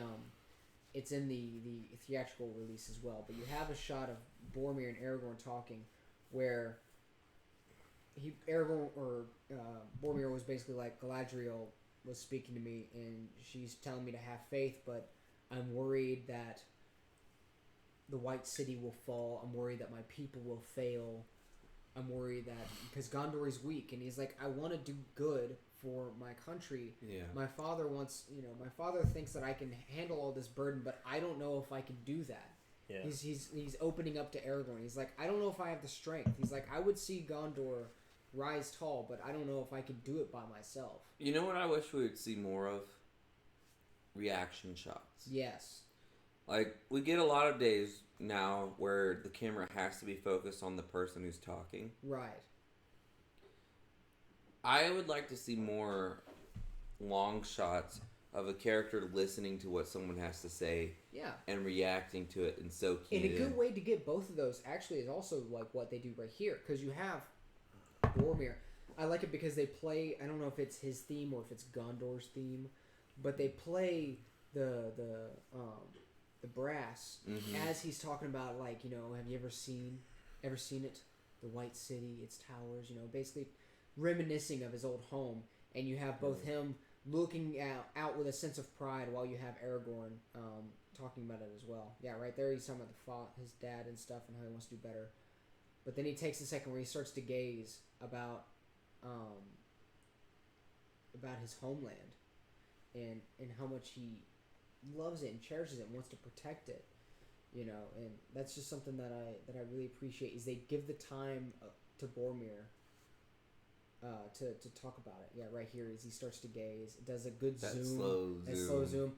And it was only there for a moment, but the way it adds to a scene. Yeah, I mean, look at that. Like, he sees it even though it's not there. I mean, and that's a common human thing. But the fact that they add, you know, they take the time, even in theatrical, to show you that. Yeah. You know, and I like Aragorn's character too, because he doesn't believe in the realm of men, so he's just kind of like, yeah, I've seen the White City. Okay. You know, he's more cynical about it. And in fact, there was a really good scene, which, you know, we don't need to necessarily show, but because it's real quick, is Boromir's like, you were quick to, you know, trust the elves, and Aragorn straight up dead ass looks at him and goes, I won't take that ring within 100 leagues of your city. He's like, because he doesn't trust men. He believes men are weak. And so he's a race traitor. and because he's worried about his, you know, his heritage and his Isildur. So I feel like if anyone's justified, it's him. You know, because he's got the troubled bloodline. He's like, if the King of Kings couldn't hold up to it, to the ring, power of the ring, then why should any of you bitches? You know? Right. And then Galadriel does her whole little thing, which is weird, but I'm okay with it, because basically what it is it goes to show that even elves are seduced by power, and she basically like flexes her power, and is like, what I would do is I would be this queen of domination. See if I can find it. I would be the ruler of the world. She's like, I would be freaking incredible. Yeah, that shit. Yeah. But she doesn't take it. She's like saying, if I took that ring, I would be a terrible elf. And then she's like, oh shit, I would be a terrible elf. And she's Yeah. like, I won't take it. And she's like, great, I passed the test. I will diminish into the west and remain Galadriel. So it's weird, but if you understand, like she's resisting the temptation, is what's going on in that scene. Nah, dog. I'm just saying, like, Loose magic system. slice her throat in her sleep. Like, that bitch is a danger. I got it, guys. We can break the cycle forever. Saruman can no longer find the fucking ring. We just have to kill all humanoid creatures, and there'll be no one left to bring it back to him. And then finally they get their shit and they get the fuck out. Oh yeah, this is the scene. See, and he's like, "Do you have no faith in men?" Basically. I would not bring the ring. Yeah. The 100 legions of your king. He's like, "Yeah, you're quick enough to trust the elves," and he goes to walk away, but then he's like, "Ah, nah, fam." Yeah. And he just whips it right back at him, because they're having their argument, and he's like, "We're weak, yes, but we also have courage," and everyone's just like, "No." And he's like, "You're afraid," and you see that Boromir's starting to crack under the pressure, right? Mm-hmm. Right here. Like, he's fucking pissed. The problem with Boromir is now he's starting to tilt because he's like, if I could just get that ring, I could save my city and my people. Yeah. I could just have the power to. Mm-hmm. And that's what the ring is preying on his insecurity. Like, Boromir is one of the, great leaders of Gondor. He saved Osgiliath. Yeah. He took it back.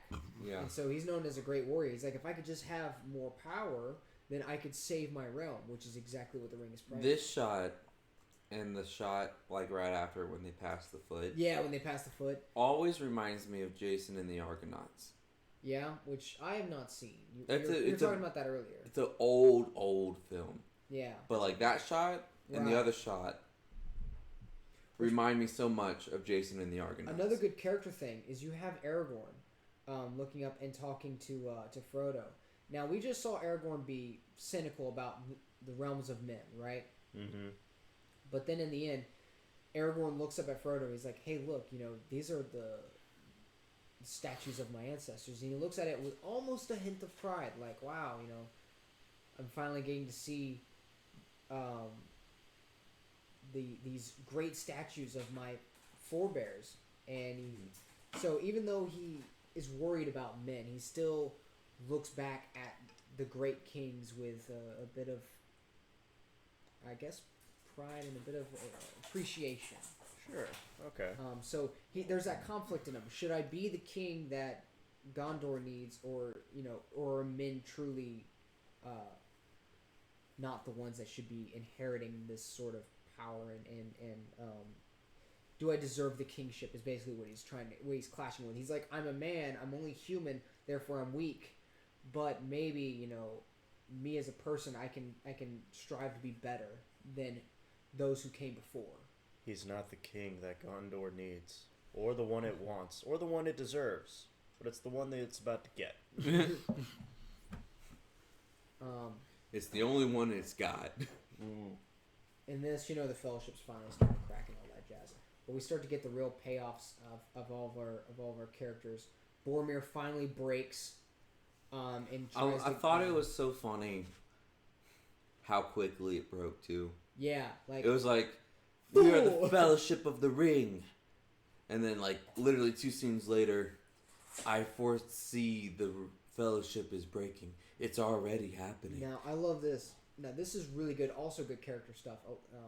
It was weird to me at first as a kid, but as I grew up, I'm like, man, this freaking is heavy shit. Mm-hmm. Because you see Boromir, he's right now not possessed by the ring, but he's losing his mind, and he's like yelling at Frodo. He's cursing him to the ends of the world, right? He's lashing out. Yeah. And he's not in his right mind, right? And he's like cursing at all hobbits, and it's funny, but he trips, falls, right? Yeah. But then you notice that knocks him out of it. It knocks him out of Yeah, it. it knocks him out Which of I it. always thought was a cool point. Yeah. That and I mean, enough like physical If you alteration could knock you out Listen, of buddy, if you're slipping into power-hungry madness, just take a concussion. It'll refresh everything. But the thing that's it. powerful, Reset button. the thing that's so powerful to me is in the next shot, the acting that Boromir or Sean Bean does is just pure remorse. Like his acting in this, like he realizes how bad he's fucked up, and he's like, Yeah, that look is so good. The look of sadness and utter because in all of the scenes in all of the 3 hours of this movie that you watch, Sean Bean is always the caring guy. He's the guy that's looking out. He's for the never women. had like a rude or callous or he's always malicious moment. He's looking out for everyone. Right? Mm-hmm. And in this moment, he's like, "Oh, I just lashed out at Frodo, someone who I care about, someone who I want to protect." Yeah. You know, I mean, talk about the regret that you would feel of like, I just did literally the opposite of what I've been trying to do this whole time. Yeah. You know, I'm supposed to be the one that takes care of everybody, and I just went and try to take something from one of my friends. Yeah. Like the amount of remorse like that he has is, I mean, it's especially in such a tense time frame. Like he knows the stakes. He knows what's at play. And the fact that he was the one that fucked up, like the amount of guilt that would be ridden with that is just insane. The next scene, you just see him like swinging loosely from a tree. I mean, it's similar. Yeah. Wizard of Oz style. I always love this like little fall that he does. It's just like, huh? Falls on a pine cone. Ah! And this is also important because Frodo just got scared the shit out of because he's like, Boromir just tried to take the ring from me. These damn humans and their power hungry shit. Yeah. And he's like, Boromir tried to take it, and he's like, where's the ring? And Frodo's like, fuck, he wants it too. And Aragorn's like, what the fuck's wrong? I was here to protect you. This is a big moment, a payoff, because Aragorn's been constantly afraid that he would be seduced by the power of the ring. Mm-hmm. And he sees it, and he's like, oh shit. And the music kicks in, like the Rings music. Like I don't think you'd be able to get a lot of it here, but there's a lot of like low bass, which is usually what the Ring does. Like there's a lot of bass drop with the Ring, trying to show like that deep guttural power. And he does everything he can to try and fight it because he's like, I could get the ring there. I could stop it. This moment. But he takes it and he gives it to him. And he realizes in this moment, I cannot go with you any further. Because in that moment, he realized that the ring already grabbed hold of him just by looking at it. Yeah. He's like, okay, because with the loose-based magic, the ring is because it's self-aware, is like, okay, Boromir's out of the question now because Frodo's not going to trust him. Maybe Aragorn can take it. And so, boom, the ring immediately tries to take Aragorn. And Aragorn realizes this, and he's like, I can't go with you any further. Yeah. Because, you know, if I do, I could be corrupted by the ring because I am a man. So just the subtlety of closing the hand. Yeah, how like, gentle he is with it. Exactly. He's like, don't. Yeah, and how he comes down slowly, and he's like, I can't. He gets take on this. his level. Yeah, he gets on his level, holds him with two hands, and then he delivers this line too. Read it.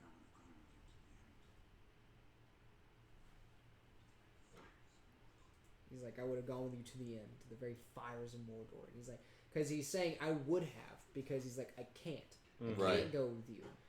You know, with all that's happened, he knows what's happened with Boromir. He's smart enough to be like, okay, Boromir probably fell to the ring, or at least something happened. That's why he asked where the ring was. And he's like, I can't go with you, unfortunately, but I'll do what I can here. And you get this awesome shot, and Frodo also understands.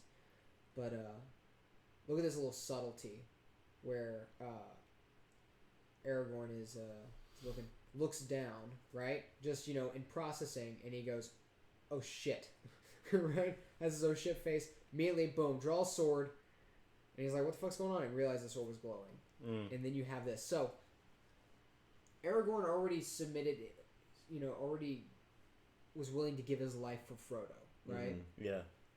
He's willing to make that sacrifice for Gondor, for all of, you know, the Middle Earth, and for Frodo, right? Because Frodo's a big deal to him because he knows what weight he's carrying. Right. You know, that's one of the big things about these movies is that Aragorn knows, like, he's always been concerned with the ring and what it can do to people. Right. So he's always been looking out for Frodo and worried about Frodo because of all the shit that Frodo's going through. And so I always love this scene because Aragorn walks out to see this shit. He's by himself, right? Mhm. Doesn't know where the rest of the team are probably on the shore, right? Shoreline. And he goes out to see this crowd of fucking giants, right? Yeah. It's clean. Just to see this horde of orcs coming at him in Uruk-hai. And if you're in this position, even as a badass Dunedain, even as a badass ranger, you'd probably think, yeah, I'm gonna die here. You know, and most people would, some people might cower, some people might, you know, get angry and rage to get extra attack bonus. Yeah. But Good question though. Yeah. What separates an orc from an uruk? Uruk-hai are what is it? There's a scene here where Christopher Lee talks about it when he talks to an Uruk-hai. They were elves once, but were corrupted by the ring. And so they were reborn as like kind of a elf orc weird hybrid. That's why whenever you see them in Isengard, they're crawling the mud and they're pulling them out of the mud. Those are the dark Uruk-hai. And so Uruk-hai are basically like, they're not orcs. Orcs and goblins are pretty easy to kill. Uruk-hai are basically going to be your competent, badass fighters. They have stronger shields, stronger swords and shit, and they're much more competent. So these aren't just a band of orcs and goblins that are more like horde-based. These are badass Uruk-hai. And so looking at them, you know, you would think this is the fucking end. And with what Aragorn just said, you know, basically he was saying, I would have given my life for you. He thinks this is all he can do now. He might not be able to kill all of them, but he's gonna hold them off so Frodo can get out of here. And I love this because he just looks at them all and he's like, shit, this is bad. And all he can think, he just brings his sword up. I could imagine maybe says a quick prayer and he's like, I'm gonna fucking end all of you, or do everything that I can to stop these guys from getting to Frodo. And Sam's just trying to look for him and shit, but it is a badass fight. Yeah, the choreography in this fight is really good. Yeah. And what I love about it is a lot of the stuntmen, like they just took these hits. Yeah, they got bruised. Aragorn did not hold back. He actually he would hit them and bruise the piss out of them. I love full this, like, force. Freaking lunges. All out. of it, full force. All of it. Yep.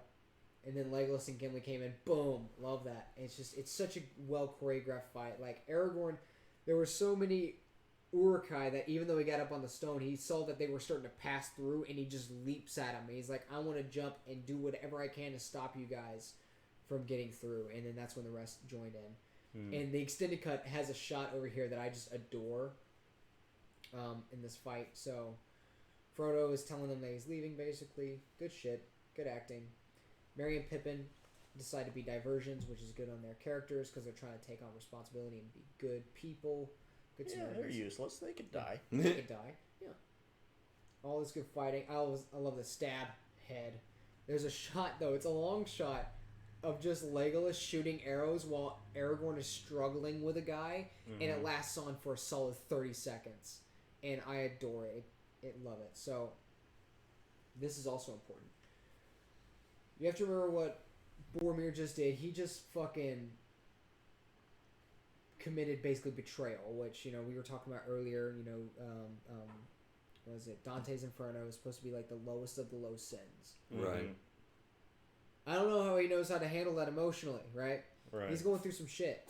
He's like, I need to redeem myself, basically. Well, that's true. Merry and Pippin are trying to be distractions to save Frodo. Like, we're going to sacrifice ourselves to save you. And they look out and they're like, oh shit, these guys are coming for us. We're fucked, right? Yeah. They see this overhead guy, and then boom, who comes to save him? Fucking Boromir, charging sword in hand, no shield. He's like, I'm going to do whatever I can. Freaking stops the axe. Boom, starts killing them all. Awesome shot. And there's Aragorn right here. I love this. Look, boom, just Aragorn struggling with one guy, Legolas being the ranger that he is. just constant shots of arrows, and it lasts forever. And then boom, gets the guy that Aragorn was struggling with too. And they hear the horn of Gondor because Boromir's like, I'm fucked. There's too many of these guys. I just have 2 hobbits with me. They can't do shit. But you've seen like Boromir struggle. He's been trying to help. Dude, this one take. Yes, right. So nice. Like I said, he represents humanity, and that's what I love about this scene. This scene is Boromir's redemption entirely. You know, he betrayed one hobbit, and so he's doing everything he can to save these guys. Because not only that, but you have the setup of him practicing sword combat with Merry and Pippin earlier on. So they're friends, you know. He's been trying to help them and teach them for moments like this. So there's that payoff. And even down to the point where they tackled, like that tackle move that Yeah, they just that was- did yeah. was a direct reference to their training. when they were like, for the Shire, right? Only instead of tickling him and laughing about it, they stubbed the guy to Yeah, death. exactly. And then boom, like, talk about an oh shit. Oh, it's or, Queen Bee. It's Beyonce. Yeah, starting to get, you know, you start to get scared when the slow mo cuts in and you hear all the boom boom, right? Yeah. Because you're seeing a lot of slow mo shots. This guy's got a bow and arrow. Boromir's doing everything he can, right? They're throwing, which hobbits in the books are known for their very precise aim with rocks. So they're doing what they can for range, trying to help Boromir. Boromir's just being a badass. He's like, these guys ain't shit. And then fucking boom. He's like, oh. And I think everybody realizes at this moment that Boromir is probably going to die. In the theaters, in the story, doesn't stop Boromir. Boromir's like, I want to do everything. Well, the music totally shifts too. Yeah, and not only that, but you have to remember, this isn't even the hobbits that have the ring. Yeah. These are just 2 rando guys. And Boromir's like, this shit ain't gonna stop me. I love this too. Because you have the orc is like, he's surprised the first shot didn't kill him. And he's like, how about that, bitch? He's like, there's a second one for you. Kind of like, you know, getting pissed. He's like basically trying to, you know, entice Boromir to fall. Or at least that's how I get with this expression. He's over here basically like saying, fall damn it. You know, he's like, stop. And Boromir takes this look, sees the 2 hobbits and, you know, their young, impressionable faces. And, you know, you think back to, again, you know, like the Shire when they were having fun, drinking beer and shit, and he looks at him and he's like, I can't let these 2 fucking guys die. Yeah. Even though I got 2 arrows in me. It's good that he's like that angle where you can kind of see the back of their heads and then him in the same shot. Yeah. I love that shot. It's great. And Dude, out of the kitchen, bro. Freaking all the swings. He's doing everything he can. Freaking exhausted. Yeah. These guys sure do stand around a lot for having an entire orc army. Yeah. Urukai? Yeah, Urukai. Urukai. Yeah. Oh, that's another thing that I never noticed before was that you, at that, I don't know what does it, but something splits his horn. If you see his horn is split. Oh, in yeah. half. Another arrow? Possibly. It might have been. Oh, sword. It was such a clean cut, though. Yeah. And they get pissed because they see, like, he's gonna fucking die, and so they start to try and lash out and try and help him. They immediately are useless because they're hobbits. And they're doing everything they can. I mean, emotionally, that must be Short traumatizing. people have no reason to live. But, like, the amount of grief that he's probably going over, he's like, I couldn't even save them. I Yeah, betrayed these last Frodo. few moments are just hell for him. Yeah. But it just goes to show, like, this scene here, in my opinion, makes Boromir the absolute, like, Chad. This is why he's my favorite, is because of that shit that he did. And then right here, and he's like, just freaking bring it on, end it, I'm ready. And then you have freaking Aragorn jump in, fuck up the arrow. This shit. Awesome fight again. Oh, yeah. Like, The knife. Yeah, the knife, which I don't know. Another cool trivia fact that I'll tell you about, Riley, is that the Urukai here had so much makeup because he's stabbed in the leg, right? Mm-hmm. The Urukai had so much makeup he had a hard time seeing the actor. Yeah. So he just got stabbed in the leg with a knife. He pulls the knife out, right? Aragorn's fucked up. He licks the knife, but he had a hard time seeing, and he goes to throw it. Right.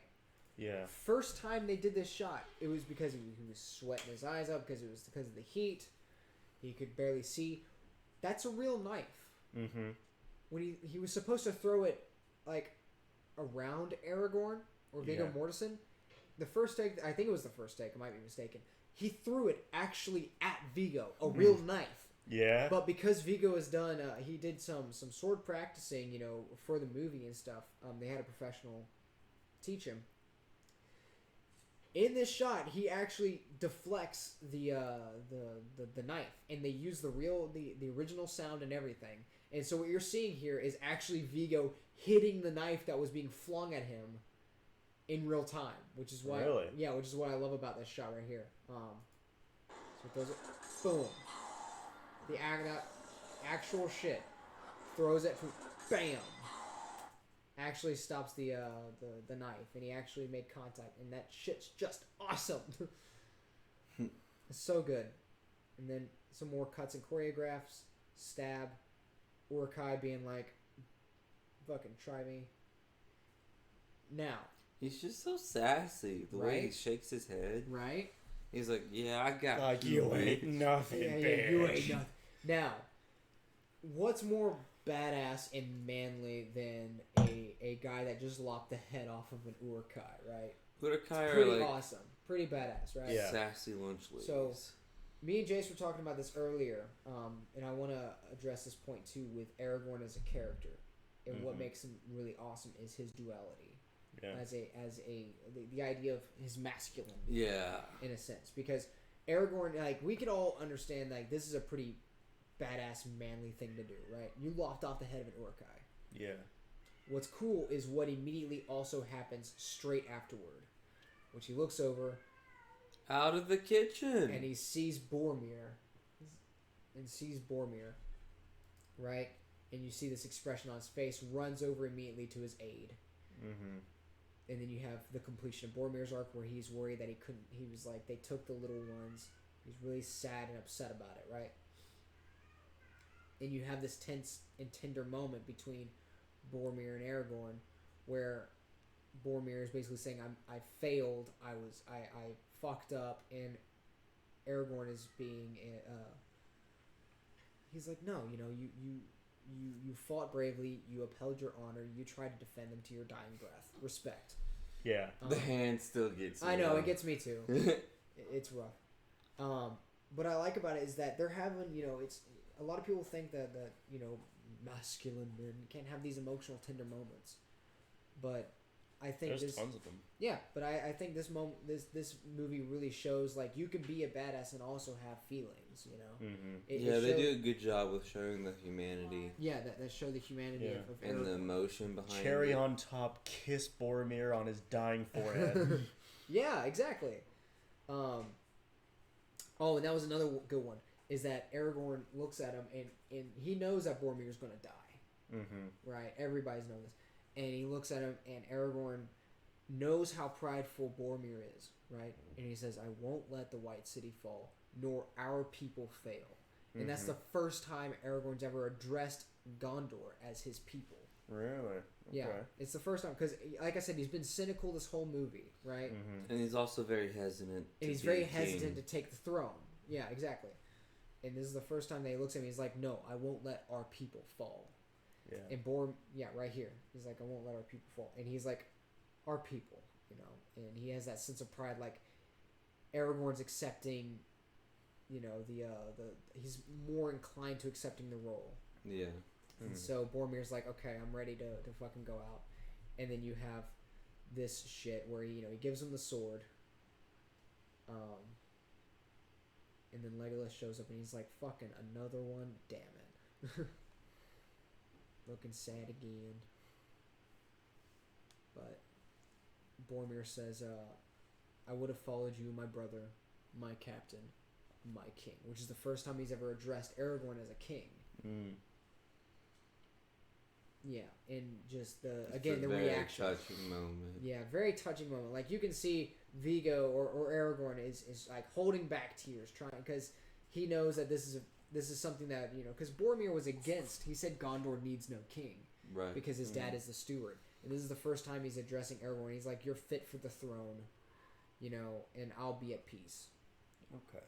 I can live with that. And then he dies. And it's so sad. The music in the scene too. Ah, it's phenomenal. Aragorn's trying to keep it in. Frickin' says a little prayer.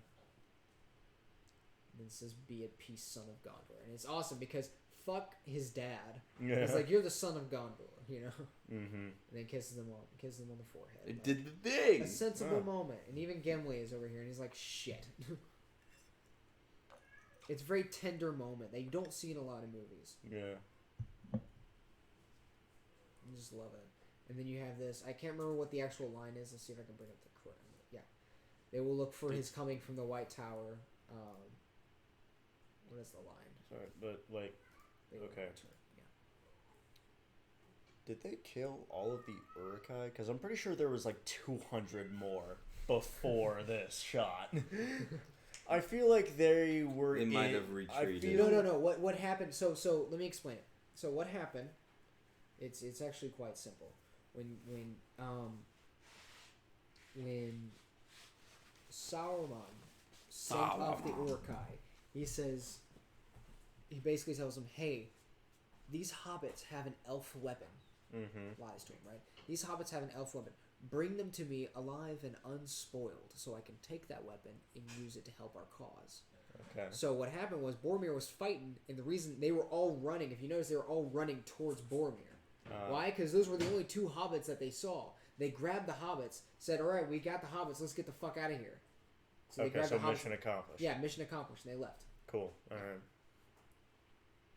And then Aragorn has that tender moment where he sheds a tear. Again, more feminine stuff. You have Frodo saying, wishing none of this had happened. Saying this shit's awful. Sam is desperately looking for Frodo. Frodo's like, what's stopping me from just dropping this in the river? Responsibility, man. And then at the very end, he's like, I wish this hadn't come to me. And he remembers what Gandalf said in Moria, which is, so do all who see such times, but that is not for them to decide. All they have to do, or all they have to decide is what to do with the time that's given to them, which I think is a great line. He's like, basically, you can't help the situation you're in. All you can do is just do what you can with the time that you got. It's a good line. It's like, hey, shit happens. Do what you can. Okay. And Frodo's like, you know what? You're goddamn right. I'm going to do everything that I can to get this shit going. And it's good for his character because before he wanted to live a life of adventure. He realized that adventure is not what he thought it was. He wanted to go home. What did he think it was? Well, I mean, he always fantasized about, like you do when you're a kid. You want to go off on adventures and do shit. Oh, yeah, it's like that plucky young adventurer on his first day of, like, his party. He's like, oh, we're going to plunder dungeons and take down big ancient evils. It just gets fucking wiped by a trap on his first day. Exactly. and so he's like, this isn't what I thought it was going to be. I kind of want to go home, but he realized, shit, I'm in a situation now. I have a responsibility. I have to destroy this ring. There's nothing else I can do. I have to get rid of this. And that's why he's like, I wish this never happened. He gets that inspirational quote from Dumbledore. He's like, you know what? Yeah. Dumbledore. Dumbledore. He gets the inspirational quote from Dumbledore. Mm-hmm. And he's like, yeah, I just gotta fucking go. I gotta get this going. And so like, it deuces. strengthens. So at the end of the movie, it strengthens his resolve to go and pursue forward. And then we get an awesome moment, which Shay hates, but I adore. And we were talking about it today as well, me and Jace. Which is Sam, because the story really is about Sam. At the end of the day, yeah, and about what friends will do for each other. Because Frodo's basically saying, "Go home, Sam." He's like, I'm going alone, and Sam's like, "Yeah, you're going alone, and I'm coming too." And then Frodo's like, no, you can't swim. You can't swim. And what I like about Sam is he's at the point, after all this shit, he's like, I would rather fucking drown than abandon you. Yeah. I would rather be dead than not give everything my all to save your to be there by your side. And you have to think, which they show it later, but you have to think. You know, the last thing that Gandalf, a close friend of his, said was, "Don't you lose him, don't lose Frodo, don't you lose him, Samwise Gamgee."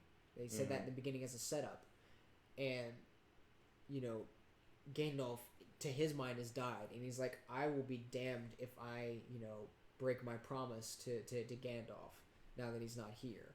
He's like, "So I would rather be at the bottom of the river than have went home and lived a full life knowing that I left you." Which just goes to show, like, what a fucking Chad of a friend. Like, dude kept his promise. He's done. He literally did everything that he could to be by Frodo's side. Yeah. And it's like, just goes to show what a true friend can really do for someone else. And this is when he is telling Frodo that he made a promise, and he'll be damned if he doesn't keep it. Very touching. A very touching moment. Like, good shit. Good acting. Like, I hate that people reference, like, the actor for Sam as the guy from Stranger Things. And I'm like, no. What character does he play? I don't remember. He's season 2. Season 2? And I was like, he's so much more cool. And he's so much more awesome in Lord of the Rings. Honestly, if we're talking about favorite characters, as an adult, Sam is probably my favorite character. He's awesome, man. I mean, I don't give a fuck about Frodo. Legolas is cool. Most Gandalf people don't give a fuck kicks about ass. Frodo. Oh, yeah, definitely. Who kicks ass? Gandalf kicks ass. Legolas, Gandalf, so fucking cool. Gimli, he's just a fun fucking guy. He's awesome. I love Gimli. Boromir, I feel for him. Aragorn, I feel for him too. Yeah. But Sam is a true homie. Sam is a true homie. Like, Sam's a fucking homie. Awesome shit. And then, Sam really said bros before hoes and then took his buddy to Mordor. Yeah, exactly. And Legolas is like, you don't want to follow them. And they're upset because they're like, ah, shit, Fellowship basically failed. We fucked up. And then Aragorn is like, nah, man, they just took 2 of our friends captive. Let's go get those bitches. Which I think is it makes sense. Yeah, fair. He's like, hey, you know, they took these 2 kids that had nothing to do with this fight. We need to go save their asses. Yeah, and Legolas is like, it's just Merry and Pippin. Come on. It's not even the 2 main hobbits. There was a reviewer that in Return of the King, you know, when Gimli is talking about Sauron and he's like, you know, let them rot. Why, you know, let them sit there in the back. Let them rot. Why should we care? Somebody thought he was referring to Frodo and Sam. Wait, like, let them rot in Mordor. Why should we care? I'm like, you know damn well that's not what Gimli's talking about. Wait, what? Hold on. Okay. So, fucking. Why would Gimli say that? Well, yeah, exactly. Because what happened was, in the movie, what he's referring to is Sauron. He's like, why should we care what Sauron does in his little corner of the world? Yeah. He's like, so let him sit there. Let him fucking rot. Okay. And then what Gandalf retorts with is because he will spread, and it will spread like wildfire, and he will take over the rest of the world. Yeah. But the guy thought he was talking about Frodo and Sam who had gone to Mordor, and he was like, yeah, let them sit there and rot. Why should we care if they're over there? And I'm like, that makes no fucking sense. Why would you think that he was talking about Frodo and Sam? Because he was like, Gimli is a shit character because he wants to abandon Frodo and Sam. And I'm like, what? Okay. What are you talking about? But yeah, they go to hunt some orc. Some Uruk-hai. And then you have this nice establishing shot of what we're going to see in the next following 2 movies, which is Frodo and Sam going out to... honestly, okay, so question before we continue. Does the movie explain, or is it just sort of like accepted generally by the audience that Frodo is like immune to the ring's corruption? What they discuss in the movie is that hobbits in general tend to have a resistance. Strong resistance. They have a resistance because who's Bilbo? His uncle? Bilbo's his uncle. Because what they establish in the beginning, first off, is they say hobbits want pipeweed, food, and like want to watch things grow. They don't give a shit about power. They just want to have plants, drink beer, and smoke weed, eat food. That's all they want to do. A simple life. They don't. I mean, what do you offer a man who has everything? Right. Yeah. So the Ring of Power doesn't have a whole lot of sway on hobbits because they don't want power. Yeah, they don't want for much of anything. It's not in their nature, and particularly Bilbo. In his case, the reason why is because the ring, allegedly, usually a lot of people will say, is that the ring was lying dormant. It wasn't trying to seek anybody out. It wasn't time. And so Bilbo just had a good long life. The ring was like, okay, I'll give you life until, I need you to do some shit for me. Right. And then Bilbo ended up leaving it. And that's why that scene in the beginning is so difficult or so awesome, is because Bilbo is struggling to let go of this ring because the ring is like, don't you let me go. I need your punk ass. I kept you alive for an extra 50 years. Okay. Don't get rid of me. Or I let you stay, young and healthy. You better not get rid of me. And then he drops it. The ring's like, well, fuck. He's like, on to the next one. He's like, fuck, that plan really didn't work out the way I when thought. and Gandalf in the beginning goes to touch it. He doesn't even touch it. You see there's actually a gap between the finger and the ring. And then boom, it shows Sauron's face. And Gandalf's like, yeah, better not fucking touch that shit. That sounds like Bad News Bears. Gotcha. So it's like the ring has very little sway over people who don't really want much. Yeah, right. Which is why it had such a pull on Boromir. Yeah. Because all he wanted was power to protect his people. Exactly. Yeah. Which he says repeatedly, which is why the Ring of Power corrupted him. Okay, cool. That really wraps it up then. Yeah. So yeah, there's nothing you can offer me that I can't get myself. Exactly. Not to say that hobbits aren't susceptible to it. Well, I mean, yeah, fucking Gollum is a perfect example. Which, by the way, that is one thing that bothers me about Return of the King is how quickly Gollum loses to the ring. Yeah. Mm-hmm. Because he's like, they touch it, they stare at it for 5 seconds, and then Gollum fucking kills his friend. And I'm like, wow.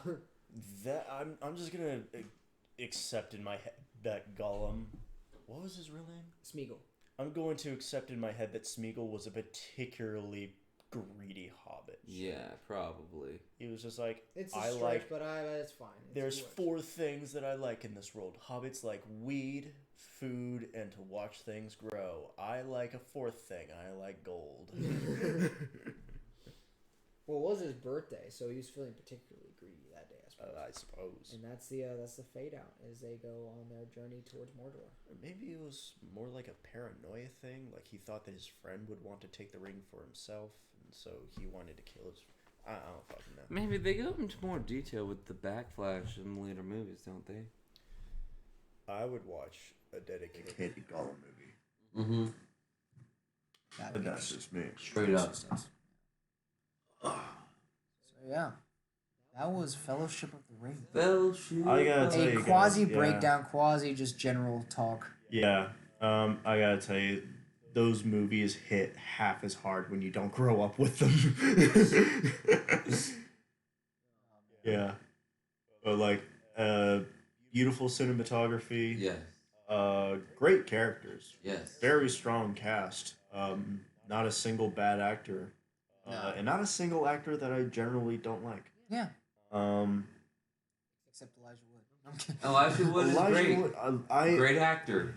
Hate his face in these movies. I literally can't name a single movie that Elijah Wood has starred in besides Lord of the Rings. I don't think he's starred in anything. He was in Huckleberry Finn, right? Yeah. Yeah.